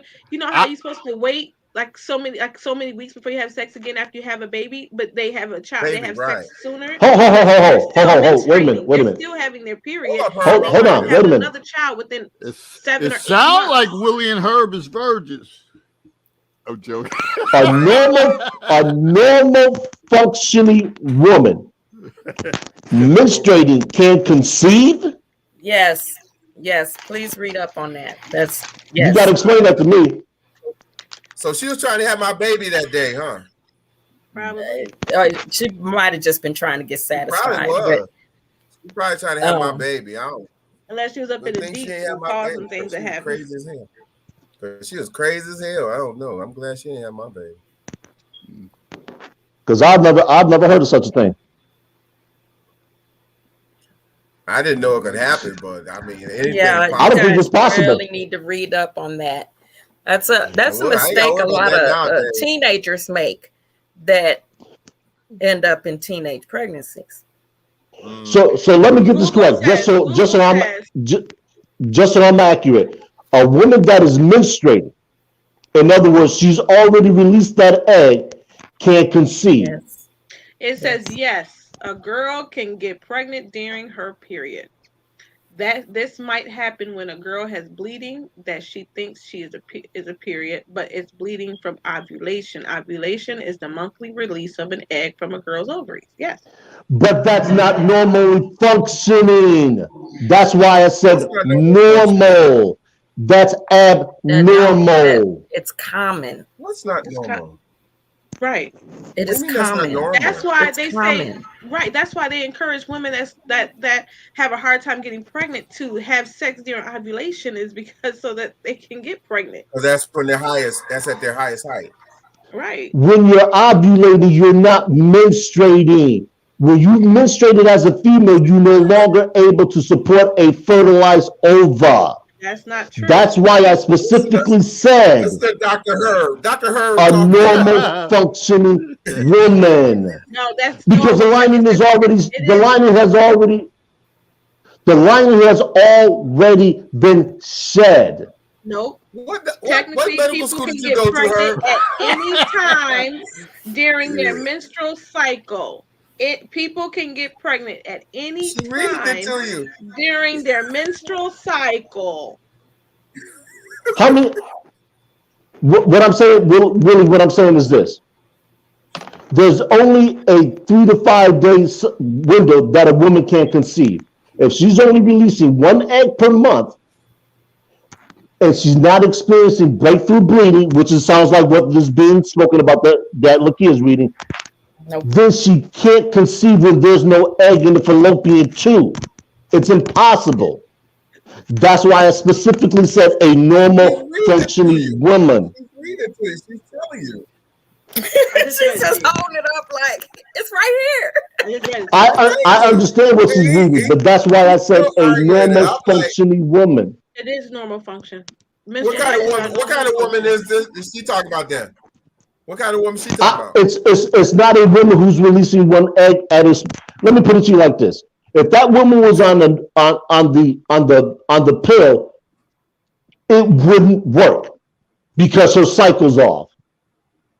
That's what I'm talking about when I say normal functioning. Where did the pill come from with this?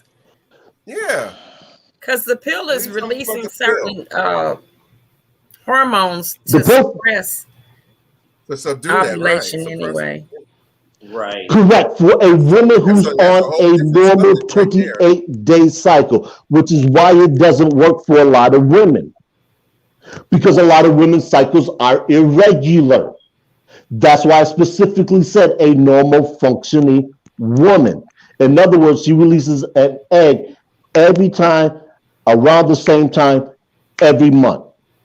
This is Dr. Herb has spoken. You don't have to believe me. OBGYN professional. There is no absolutely safe time of the month when a woman can have sex without contraception and not risk becoming pregnant. However, there are times in the menstrual cycle when women may be most fertile and are most likely to conceive. So you can get women can get pregnant. Honey. Listen to what the people are saying. No time did I say that is not accurate. That's why I said a normal functioning female. It's normal. It's a normal But I'll say functioning. this: What's a normal functioning female? I keep asking. A normal functioning female releases 1 egg every 28 days. We have 2. So Say that again? while one is traveling, the other one's sitting up there. They can go right up there and get into that. It does nothing. Shuts them. It's not normal. How you gonna say it's not normal, dude? You a woman? When did you ever even have any kids? I don't have a dog in this fight, so I'm just listening. How many times a year can a woman get conceived? I just read 3 things to you. How many? You're the woman to answer these questions. How many times? Use the words normal or abnormal? Not one time. You don't have to. I'm telling you. Because a cycle is predicated on a woman releasing an egg. If a female release, let me put it to you like this. Let me put it to you like this. How do women have twins? Splitting of the egg. Oh Lord. Splitting That's of the not- egg, or 2 eggs are fertilized at one time. Okay, but which is exactly my point. Some women are genetically predisposed to having twins, while some women release 2. This is why you have instances where women have 2 children and both of them have different fathers because they slept with men in that same window. That's abnormal. That doesn't happen often.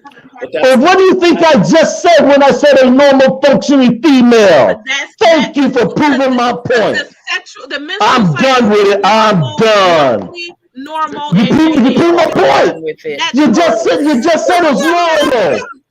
You just said it's not normal. But then you want to turn around and say there's nothing normal. Hey, just like earlier. Say you weren't ready. Say you weren't ready. You ain't ready. Herb, I think it's the way you said it. I understood what you meant.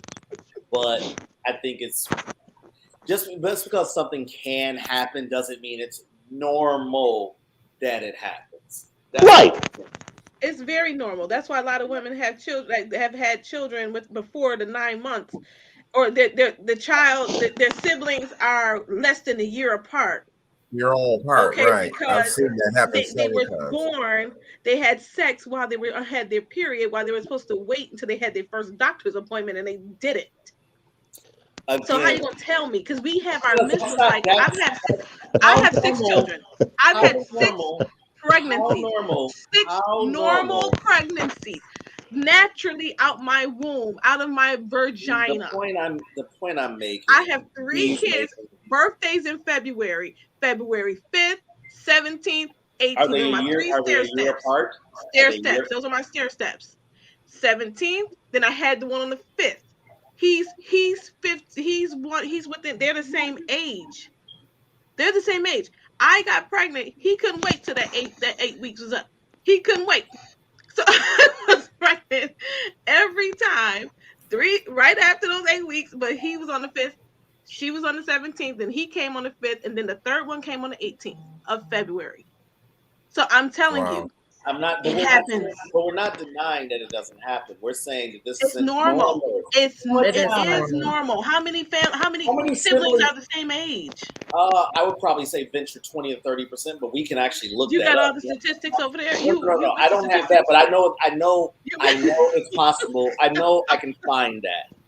What I'm simply saying. So what you're basically saying is now brothers and sisters or siblings are sometimes a year and a half apart. But what you're saying, if that's the normal way, and I'm telling you, no, it isn't. There's usually some distance between them. Just because it happened doesn't. Okay, can we look at what normal means? This is the thing. The normality of it is that a woman can get pregnant. Period. That's the normality. I thought we were talking about taboo sex. What happened to taboo sex? We talking about. This is what it was. Somebody brought up having sex while a woman's on her cycle, and it kind of devolved into this. Dave brought that up. Yeah, but that was part of a taboo sex thing. Like some people having sex, and I think based on that, somebody.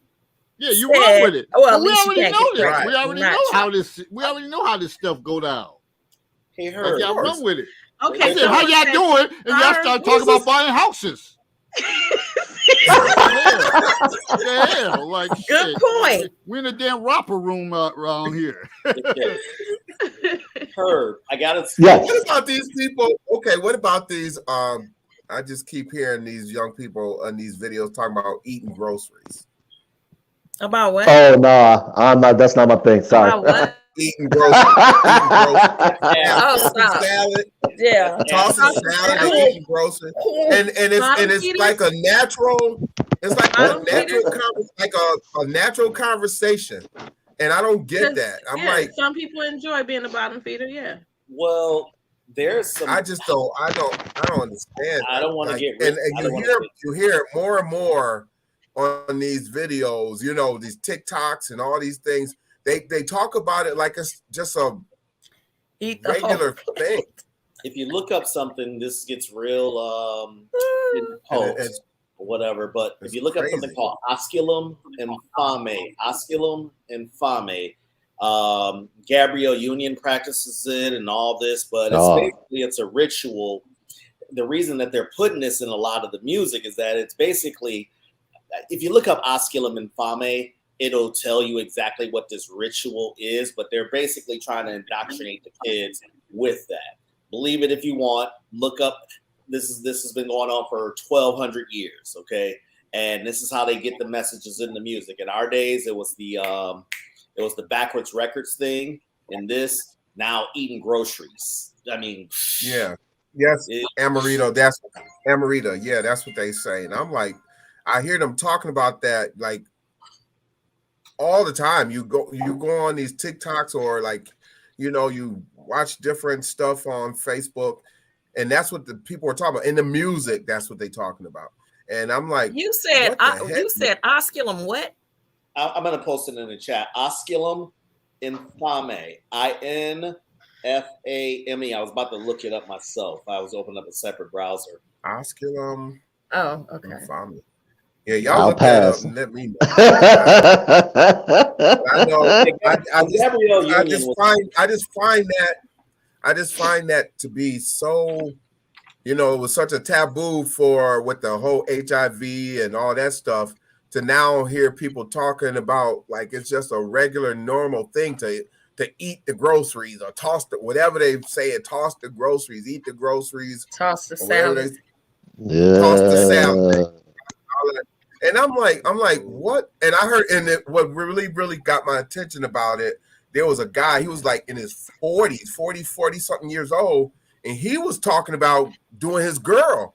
And I'm like, dude, you like 40, almost 50 years old, and you talking about doing this because my woman love when I eat her salad or whatever, toss the salad or whatever he was saying. And I'm like, what is going on with people? Very demonic thing. That's like a taboo for me. And I actually dated a girl. I actually dated a girl that did that one time, and I didn't kiss her no more after that day.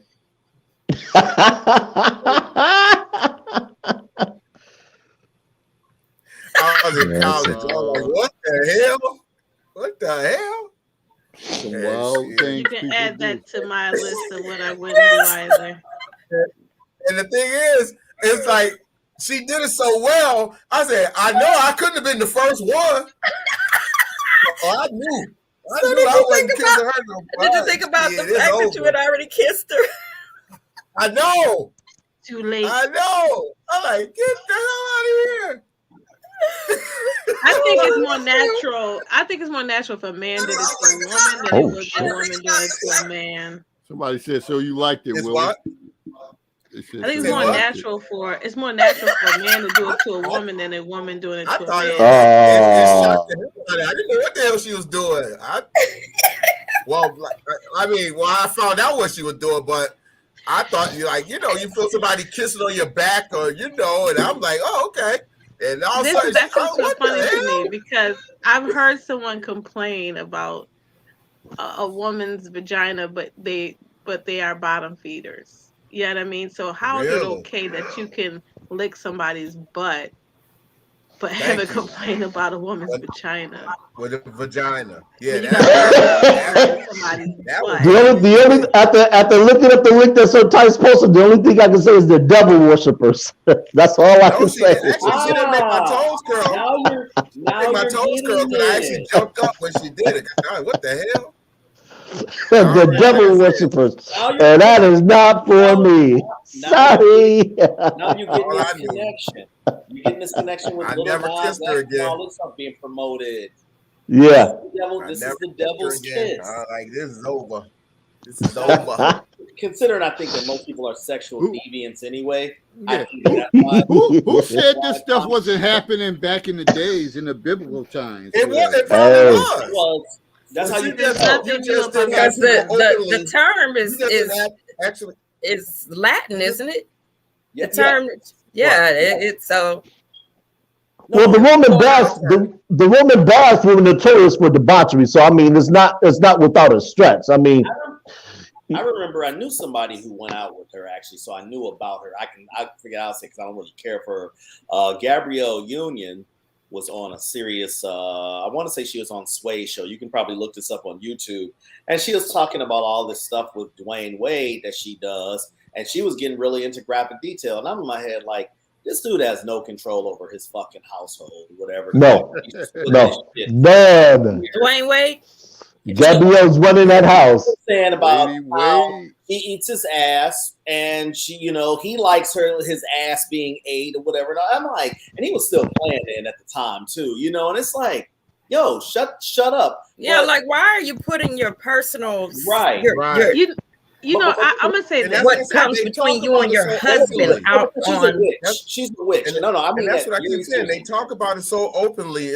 That's what really got me, the fact that people talk about it so openly, like it's like no big deal.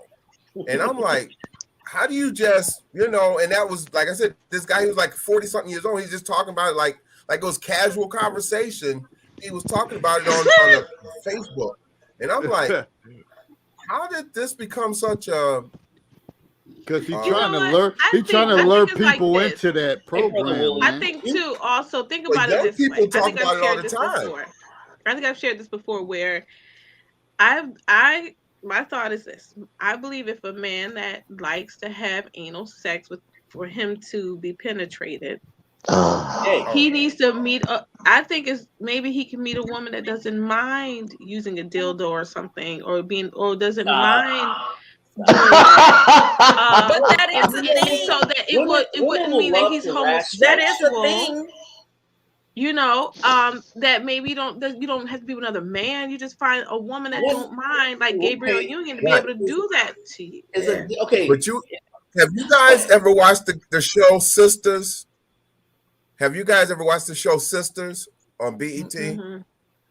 Mm-hmm. You have to watch that show, and there's a character. He's supposed to be a straight guy, but he was into that. He was dating the girl, and he brought out a dildo, and she thought it was for her. And he said, "No, I want you to put it in me. Right? I want you to put it in me while we're having sex." And this is like one of the early episodes of the show. But this show, Sisters, and it's made in Atlanta, of course. I mean, well, I ain't gonna say of course, but it's made in Atlanta. No, he's right. It's made in Atlanta. And this it really touches on a lot of stuff, a lot of sexual innuendos throughout this show. You got to watch it. It's an interesting show because it's an entertain. I like the show. I watch it all the time, but they get into stuff that you don't normally think about that these people are doing in these relationships, and they bring it all into this show. And that was one of the things this guy was into. He was but his parents, his father was gay. His father had another male. He had gay parents, but he wasn't gay, and he claimed he's straight. I'm straight. I'm not gay. I don't do. But he wore. But he likes to be penetrated. Right. He liked to be penetrated, and he wore not panties, but he wore what's women's panties made out of? Satin or lace. They said, "I'm the one that put the satin on your panties." He wore lace underwear, and the girl thought they were panties. She thought they were panties, but they were men's underwear, but they were made of lace. What? And then that was their first incident when they went to have sex. He took his pants off, and she saw that, and it turned her off. And then they worked through that, and then when they finally had sex, he pulled out this box with all these toys, and there was this dildo in it, and she was like, "Oh, she thinking he got it out for her." He was like, "No, I want you to put it in me." And I mean, this show is really interesting. This show twisted. So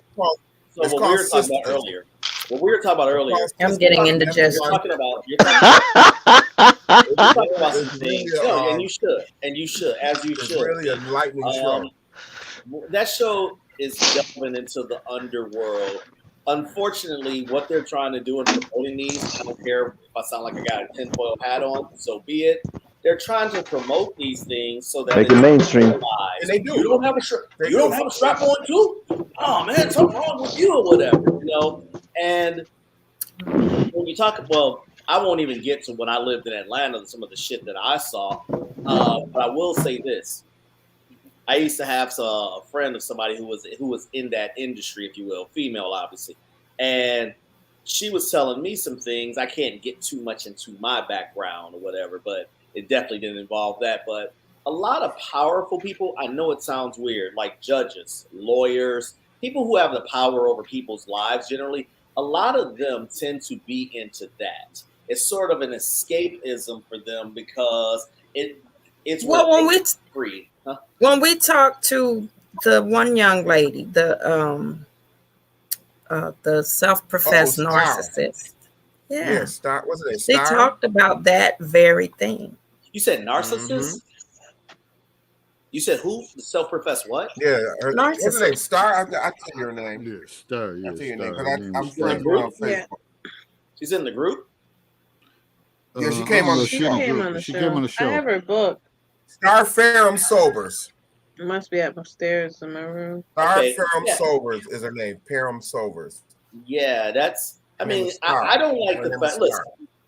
I think that a man, if it's any object going through his butt, whether it's a man or a woman, especially an object, you're gonna want the real thing anyway. Eventually, if you're into that, and he's gonna eventually take the real thing. I know that when I lived in Atlanta, it was a lot of women telling me they were going out with bi dudes, and I'm like, okay, nice talking to I you. don't think no such salute, thing, deuces, man. you There's a know, lot of that down there, though. you There's know. so Yeah, much of that and- down there. And they're like, oh, what you judging? And I'm like, you're judging me right now from what you think is a judgment. That's why I can't stand when people say that whole I don't judge. When everybody judges, it's whether they express those judgments. But Yeah, listen, that's crap. Everybody judges. Everybody has. right, Yeah, you're I'm gonna not judge one begrudging way you or what another. you're into, but don't tell me that it's not an agenda and that it's not this. Oh yeah, so I can stick objects up my now. Is it hypocritical that we don't criticize when women do it? Yes, as a society, yes. It's one of the double standards that I'll just accept there. But as far as a man, hell no. Well, the thing is, I would prefer to see a man get it done by a woman than being done by another man. Is It that would a bother man? me either way. But Yeah. it I just just think you just need to find the right woman that don't mind having fun with you in But the a woman bed. doesn't have a penis. Never. But you get But you get buy a this dildo. is what So this you show is comfortable about. with That's a what man the show is with about. his ass tooted I up? didn't say me. I didn't say me. That was I that's what the just said in episode was general. about, was of him finding a woman that was comfortable he was trying to get her comfortable with pleasing him that way. Because Well, he thought truthfully, nothing I'm was gonna be wrong. honest. He I'm thought gonna be nothing I'm wrong gonna be with it. transparent. Back in the day, I think I was back in the 1996, 97, 98, 98, 96. Yeah, around 98. I did meet someone. Oh, we got a Lakia moment. Lakia moment. Yes. I did meet someone back in the day in my heydays of being 20 years old. They wanted. I did experiment that with them. Yes, I did, and Really? it was interesting. How did you feel?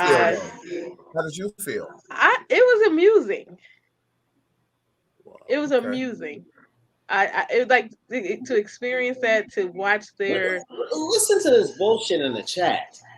Dude, if you want to get fucked up your ass, get fucked up your ass. Don't be asking us this shit. I mean, what the fuck? What happened? I'm sorry. But it was interesting. No, it was amusing, and he was drunk, and I guess he wanted to try it, and he used my toy. Hold to up, do hold it. up, I hold used up. my Yeah, toy. he was and, drunk. He already had visions of that. He already had thoughts of that. Whatever. Right, That- exactly. That was his way of coming across, was saying he No, would do. because I remember him saying, "Okay, go slow, go slow." Yeah, I hope you cut him off after that shit. I was gonna say, I hope you done with No, him. we did no. Well, they we probably had more. We didn't deal anymore. I think after that, but it was Yeah. interesting. I can't imagine a woman, regardless if they're into that, they're going to be looking at the man the same thing, even if he The turns same way, them out. right? No, I would look at him the same way. You know why? Because, like I said, I'd rather for him to have experienced it with a woman than with a man. It's an object. It doesn't matter. It's just a the toy. fact- But no, see, the fact of where that toy is going is the concern, and But that's like why, you said, like I it's said in this hypocritical. show, But if it's okay for a There's woman a to do it, gland there, right? There's a. I remember. hypocritical for a woman to do it. I can't remember what it's called. I've heard all these justifications. and there's some women that enjoy that too. There's some women that enjoy that, but for a man, The prostate gland. right? But for the man to say okay to his woman that that's what he wants her to do to him, That's what That- I'm not saying he can't, but he can't tell me that's that he's not gay. you know what I mean. That's something that just Live the like I truth. said, the show is really interesting. It's called Sisters, and you have to. It's really an interesting show. I watch it more for the sexual innuendos and the things that they do in it, because the storyline is. Question, David. Yeah. What? Would you be okay with the no, hell no. I don't think nobody touching nowhere. I told you when that girl did that, I jumped up. When that girl did that, I jumped up, and I told you I'd never kissed her again either. But but no, I ain't going for none of that. I thought we answered this one and highlighted already. I mean, if people, my only thing is call it what it is. Stop dressing it up. Stop like, well, okay, first of all, you talk about a plastic object. So a plastic object versus this, okay? So you're not going to be turned out tonight. Oh, okay. Well, I mean, I've even heard people rationalize it like, well, if you're the one that's doing the smashing, you're really not on team LGBT, whatever. I'm like, who makes up this shit? I'm just saying, people want to rationalize. Irrational people with rational conversations. Yeah, people who want to rationalize stuff. I don't know, but like you said earlier, there's a lot of social media that promotes these behaviors. There's another show. Remember, how many of you guys watch Chicago Fire? I think Chicago Fire. And there was a girl on there named Gabby. Remember Gabby? She was the Hispanic girl on there. She was a firefighter. She's on a show now called Hightown. She's on this show called Hightown, and she's a lesbian police officer. And throughout every episode, she's sleeping with every woman on the show. And they doing strap-ons, they doing all these different things. And what show is this? It's called Hightown. And what is the premise of the show? It's just about that's all it's about. No, it's actually a murder. It's like a murder show. It's like it's a murder show. They're looking for murderers and they killing people. It's a lot of killing and murder and sex. But she's a lesbian. And she's seducing these women, going into bars, getting drunk, and she'll seduce women, and they'll be on there with strap. They had one situation where these two women, and one had on a strap on, and it's so much going on in these shows nowadays that they're showing on regular television to influence people, influencing our young people. Yeah, and that's what it is. And it's really, I just came across but is it really just to influence the young people? Sounds like it's to influence everybody. It is. It is. And the more you see it, the more people, try to look at it. It becomes normalized in your head.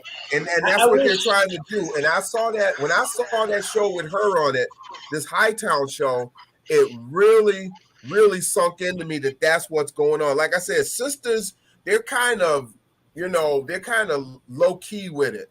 But this Hightown, every episode is sexually oriented and a lot of lesbian, these girl on girl situations, because she's a lesbian and she's with all these women. She took a woman that was straight, that was a police officer, and all of a sudden now they having sex. And then her girlfriend was having sex with her girlfriend with a strap on. And it just do so much. And just like you all have pretty much said, like when you all have said threesomes, two girls, but not two guys. Right. It's a lot more palatable to push it through women. Women's women, right. It's a macho thing. It's a macho thing for the man to have two women. But again, a man is not going to want no other man, like you said, touching each other, or that kind of thing. But it'll get there. Just like it's almost, well, not almost. It's not even taboo anymore. It's not that whether it'll get there or not. Some people are more susceptible to propaganda than others. I would say. I'm not saying that it'll strike you all. No, but I'm still saying we're on the same page. As normal as just like girl on girl activity is normal. Normal now. Nobody raises an eyebrow. So what? Yeah. No, I'm agreeing with you. I was going to say this. There's a great propaganda story, and it talks about how they influence, how cigarette manufacturers influence women to start smoking. Okay. And it increased their revenues because back in the day, only women at brothels, or who were really out smoked. And they started using little subtle things in advertisements showing a woman sweeping up the household with a cigarette. Or when she's done with the household, she goes out on the porch and she strikes up a Marlboro. Or no, it wasn't Marlboro. It was a woman's cigarette. I can't remember what the name of it was. Virginia Slim. It was made for women. Yeah, Virginia Slim. That's what it was. And then they changed the coloring and the marketing. And then you have various TV programs. I Love Lucy's. You have Lucy walking around with a cigarette, and it increased sales. And I'm just signing to what Willie was saying about this program. They're just putting this stuff in there because the more when they say televised vision, it definitely is. But it's when you see something, and the more you see it, the more repetitive it is. It becomes normalized in your mind. Now, I'm going to address this commenter because she's being annoying and such. She said something to the brother Herb earlier, and now it's Amarita McClam. She basically was like, would you be okay with the fingers up your ass? I think we all addressed that earlier, and Mo said no. Then it's like lies. What is it with people? I don't want to make this too much of an issue, but what is it with people? Why can't you just accept the answer and just move on? I think we're pretty forthright people here in a sense, hey, if I was interested in that, I don't give a damn what people think about me, in anything, no shame in anything. I'm just more of a vanilla guy when it comes to sexual encounters. I don't even want to use the P word. That's it. No ass play, none of that. Okay. If that's too vanilla, so what? I'm it without sprinkles and I'll walk that. But just to say that it's almost like you're trying to encourage people into this, and it's that whole way of you're trying to groom people into this shit. Like I said earlier, I think most people are sexual deviants anyway. If I could just interject, may I ask you a question? What is your name, sir? What was your name? Sir Tice. Sir Tice? Sir Tice. Do you date Black women? Yes. Why would you ask that? Because I was curious. So I asked the question. What will provoke you to ask that question? It just seems that you might have some type of, issue with Black women to a degree. Why do you say that? Are all Black women the same? I just asked you a question. No. Are all Black women the same? No, we are not all the same. Okay, so if you're all not the same, then how can you draw a conclusion? I didn't draw a conclusion. I asked a question. Okay, you know what my typical response to that question is? Well, whatever that your first answer was is the typical response. No. The reason people usually ask that question is that it's usually a cover. It's a cover for what you say also, but it's also a cover of what? A cover of, damn, you look like the type that like this because we know that we not on that level or whatever. Okay, I broke this down. I was just wondering. No. But what angst did I say about Black women? What angst did I say?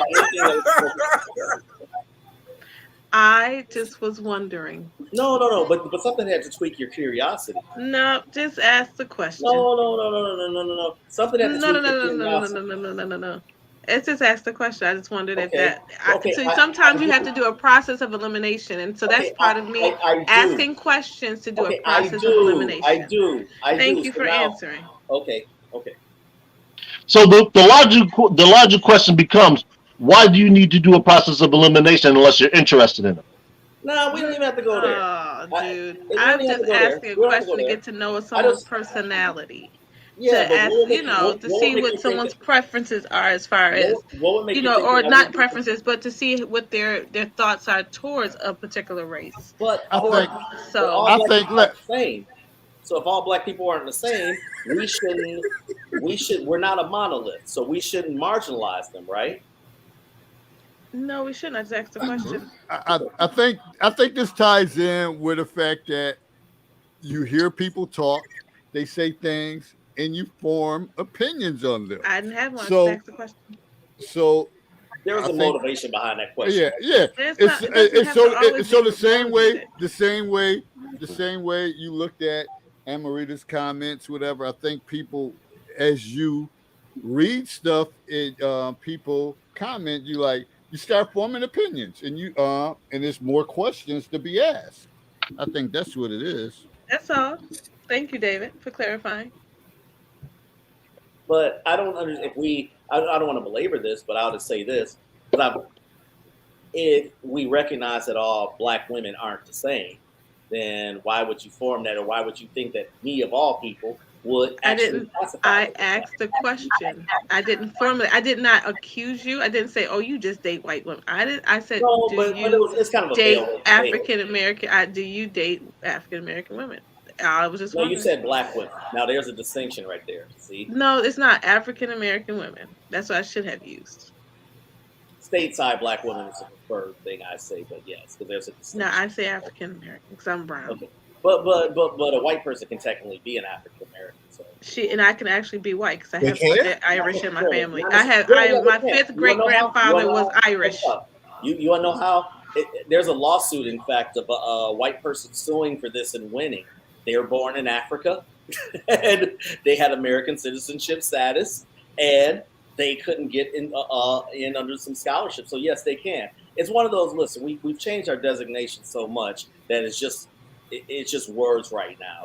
At a simple, we used to be identified by our tribe, but that's going down the path. I think your question was a loaded question, and you don't really want to say the real reason you asked that. I don't have it. I can ask a simple question. It's okay. I will ask a simple question. That's I will have you note that the reason I was looking at my phone is that there was a lovely Black woman that is coming down here for Thanksgiving. So I had to figure out, okay, cool. They're gonna say post up. They're gonna say post up. Glad to hear that a nice, lovely Black woman's coming to have Thanksgiving with you. Good stuff. It's just a question. It's not a question because it's in discussion. Oh, it doesn't matter. I had a question. I asked it. That's all. On to the next. What's another topic, David? We're not going to even be able to get into that because it's 11. Yeah, we're already over schedule. That's going to be a carryover. Are they Black enough? Y'all got to know that it's going to be like. Are they Black enough? Are they Black enough? Are those people in bed? Yes, they are Black enough.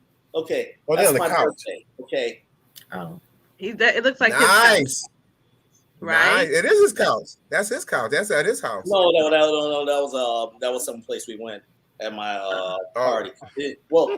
She's Black, but she's not considered to be Black enough for most people. But she is Black. No, she's not Black enough for who? No, she's African American.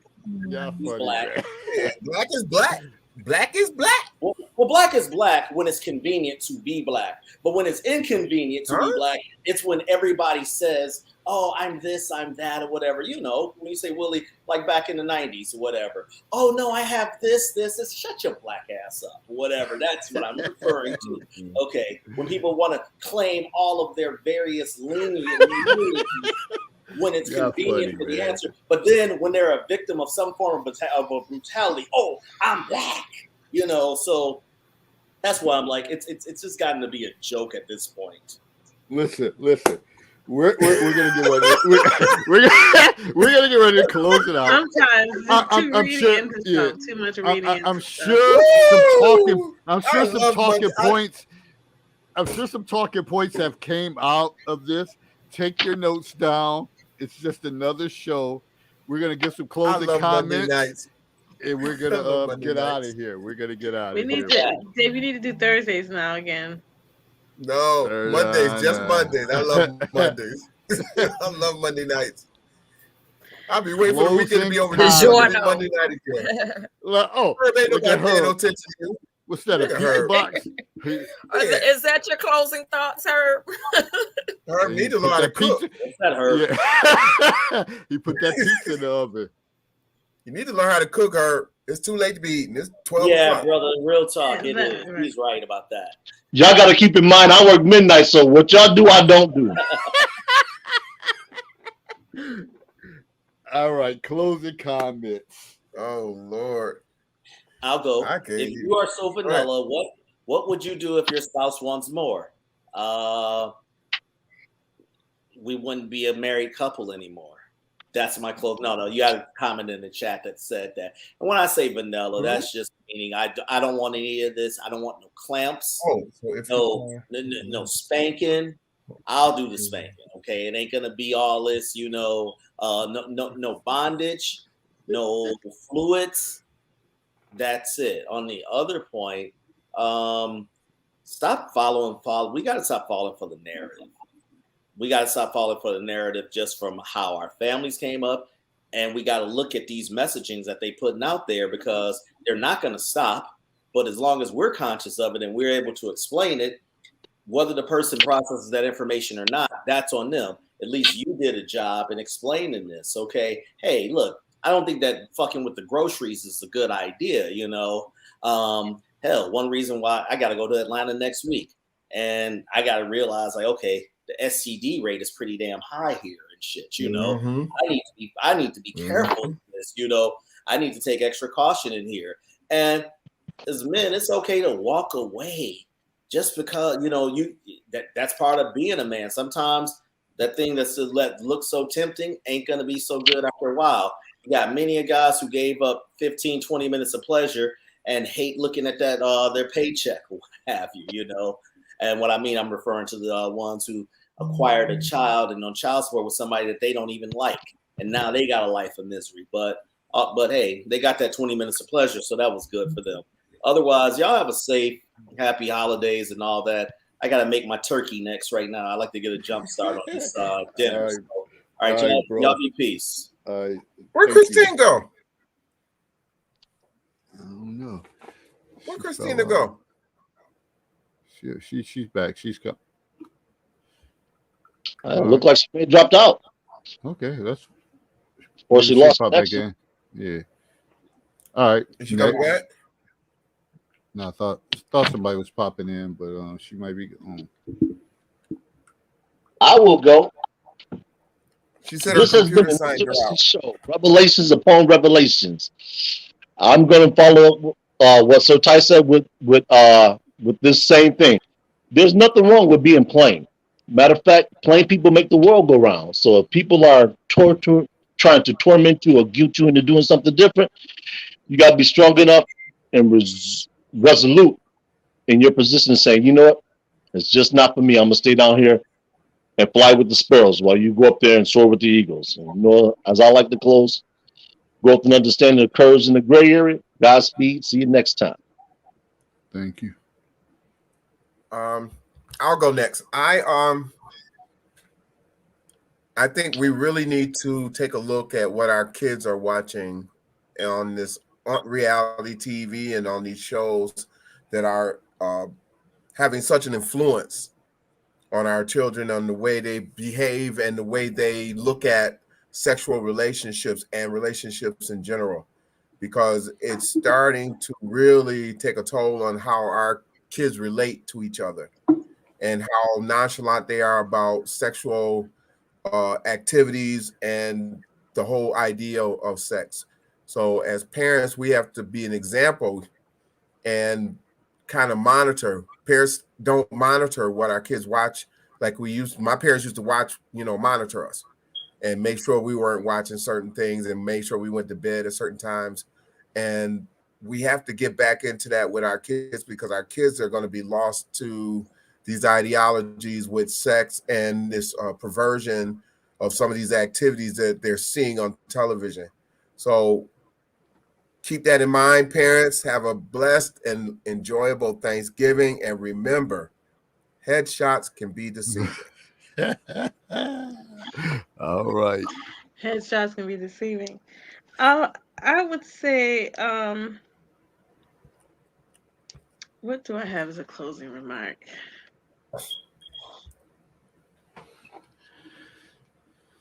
There's so many topics we had tonight. Yeah, so many ways our conversations had went into. But the only thing that is coming to mind is that the marriage bed is undefiled. So whatever a man and a woman chooses to do, that's between them. It's nobody else's business. And that's it. All right. And I'm gonna kind of piggyback on that. And a lot of things that was said tonight was stuff that a lot of stuff go on, and people don't speak on it. So when people are like, "Oh, I wouldn't do that. That's not gonna happen." I mean, who knows what the hell has happened between those two individuals? The bottom line is finding a trusting individual that you can feel comfortable and put yourself out there, and you do it, and you don't have to worry about it coming back to the surface for everybody. But all too often, we live in a society of, ouch, I got you. People are looking to get folks and catch them slipping up. And that's what it shouldn't be about, because you automatically going to go into any relationship on the defensive all the time. And I always say, like, man, like trying to reach out, you know, when you're in your 40s and 50s, trying to reach out to a random person, that life is probably over. Just trying to meet a complete stranger, it's too much going on. For those that seek that, good luck to you as far as that. Also, I want to piggyback on the part what Willie said with the kids. I'm always going to talk about the kids because I always say it's a parallel to adult, and I'm going to have another David's moment. The other day, I was walking into school. I hadn't even got into the school. I think it was last week, and it was a fight. And I'm like, damn, I see two kids going at it. And then, you know, the teacher's like, oh, stop. And I'm like, damn.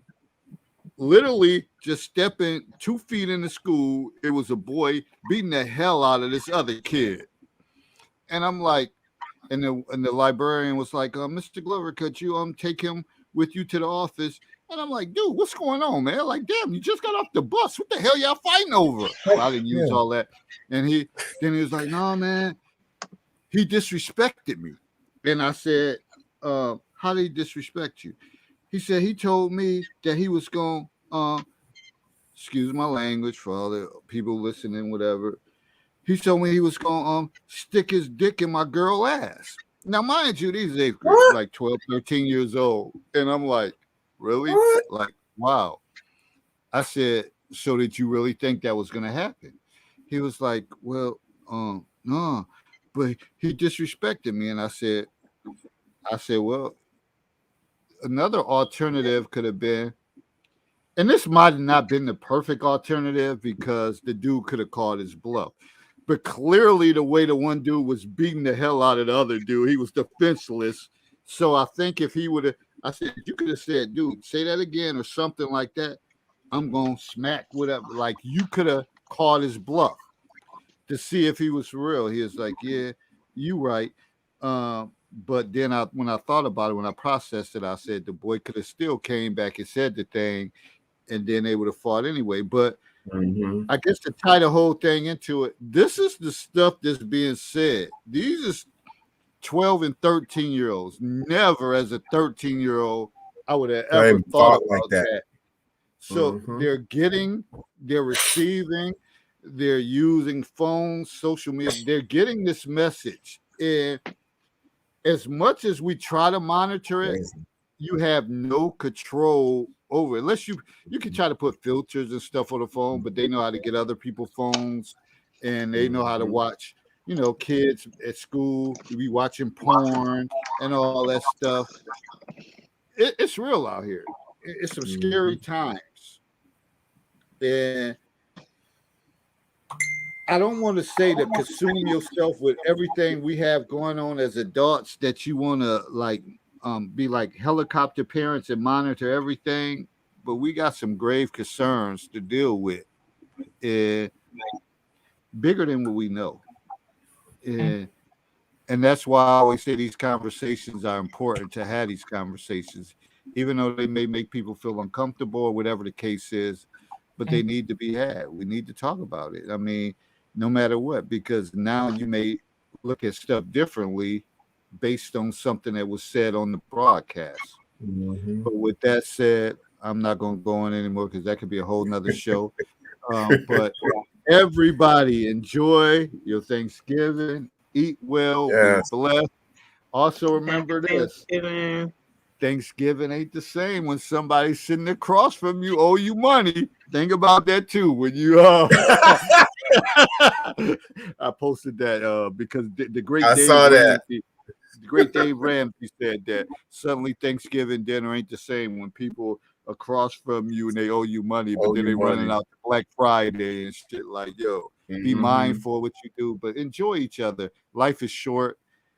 Some people may not be around for the next Thanksgiving, and we just gotta enjoy it. I lost my uncle this morning. Sorry to hear that. Yeah. Wow. Sorry to hear that. So, He was 80 years old. He turned 80 this year. Wow. 81. and that's a good life, 80. Because nowadays you see, we wake up every day and there's somebody 55, 57, 40, 50 years old. Yeah. And you're like, damn, man, that shit, like, we're on a short clock, man. We're on time is ticking, whatever. So be great at whatever you do and realize you're on a short clock. You don't know. Tomorrow is not promised, but exactly. Not to get in all of that. Everybody, happy Thanksgiving, everybody. Be festive, and we'll connect Monday, and we'll come with some stories, some good Thanksgiving stories. I smacked the hell out my uncle during Thanksgiving dinner or whatever. Yeah, you don't know what the hell gonna come out in the counselor's corner, but we out. There you go. Everybody be safe, stay blessed, and see you next week. Peace. All right. Peace. Have a good night. Good night. Later, Herb. Oh.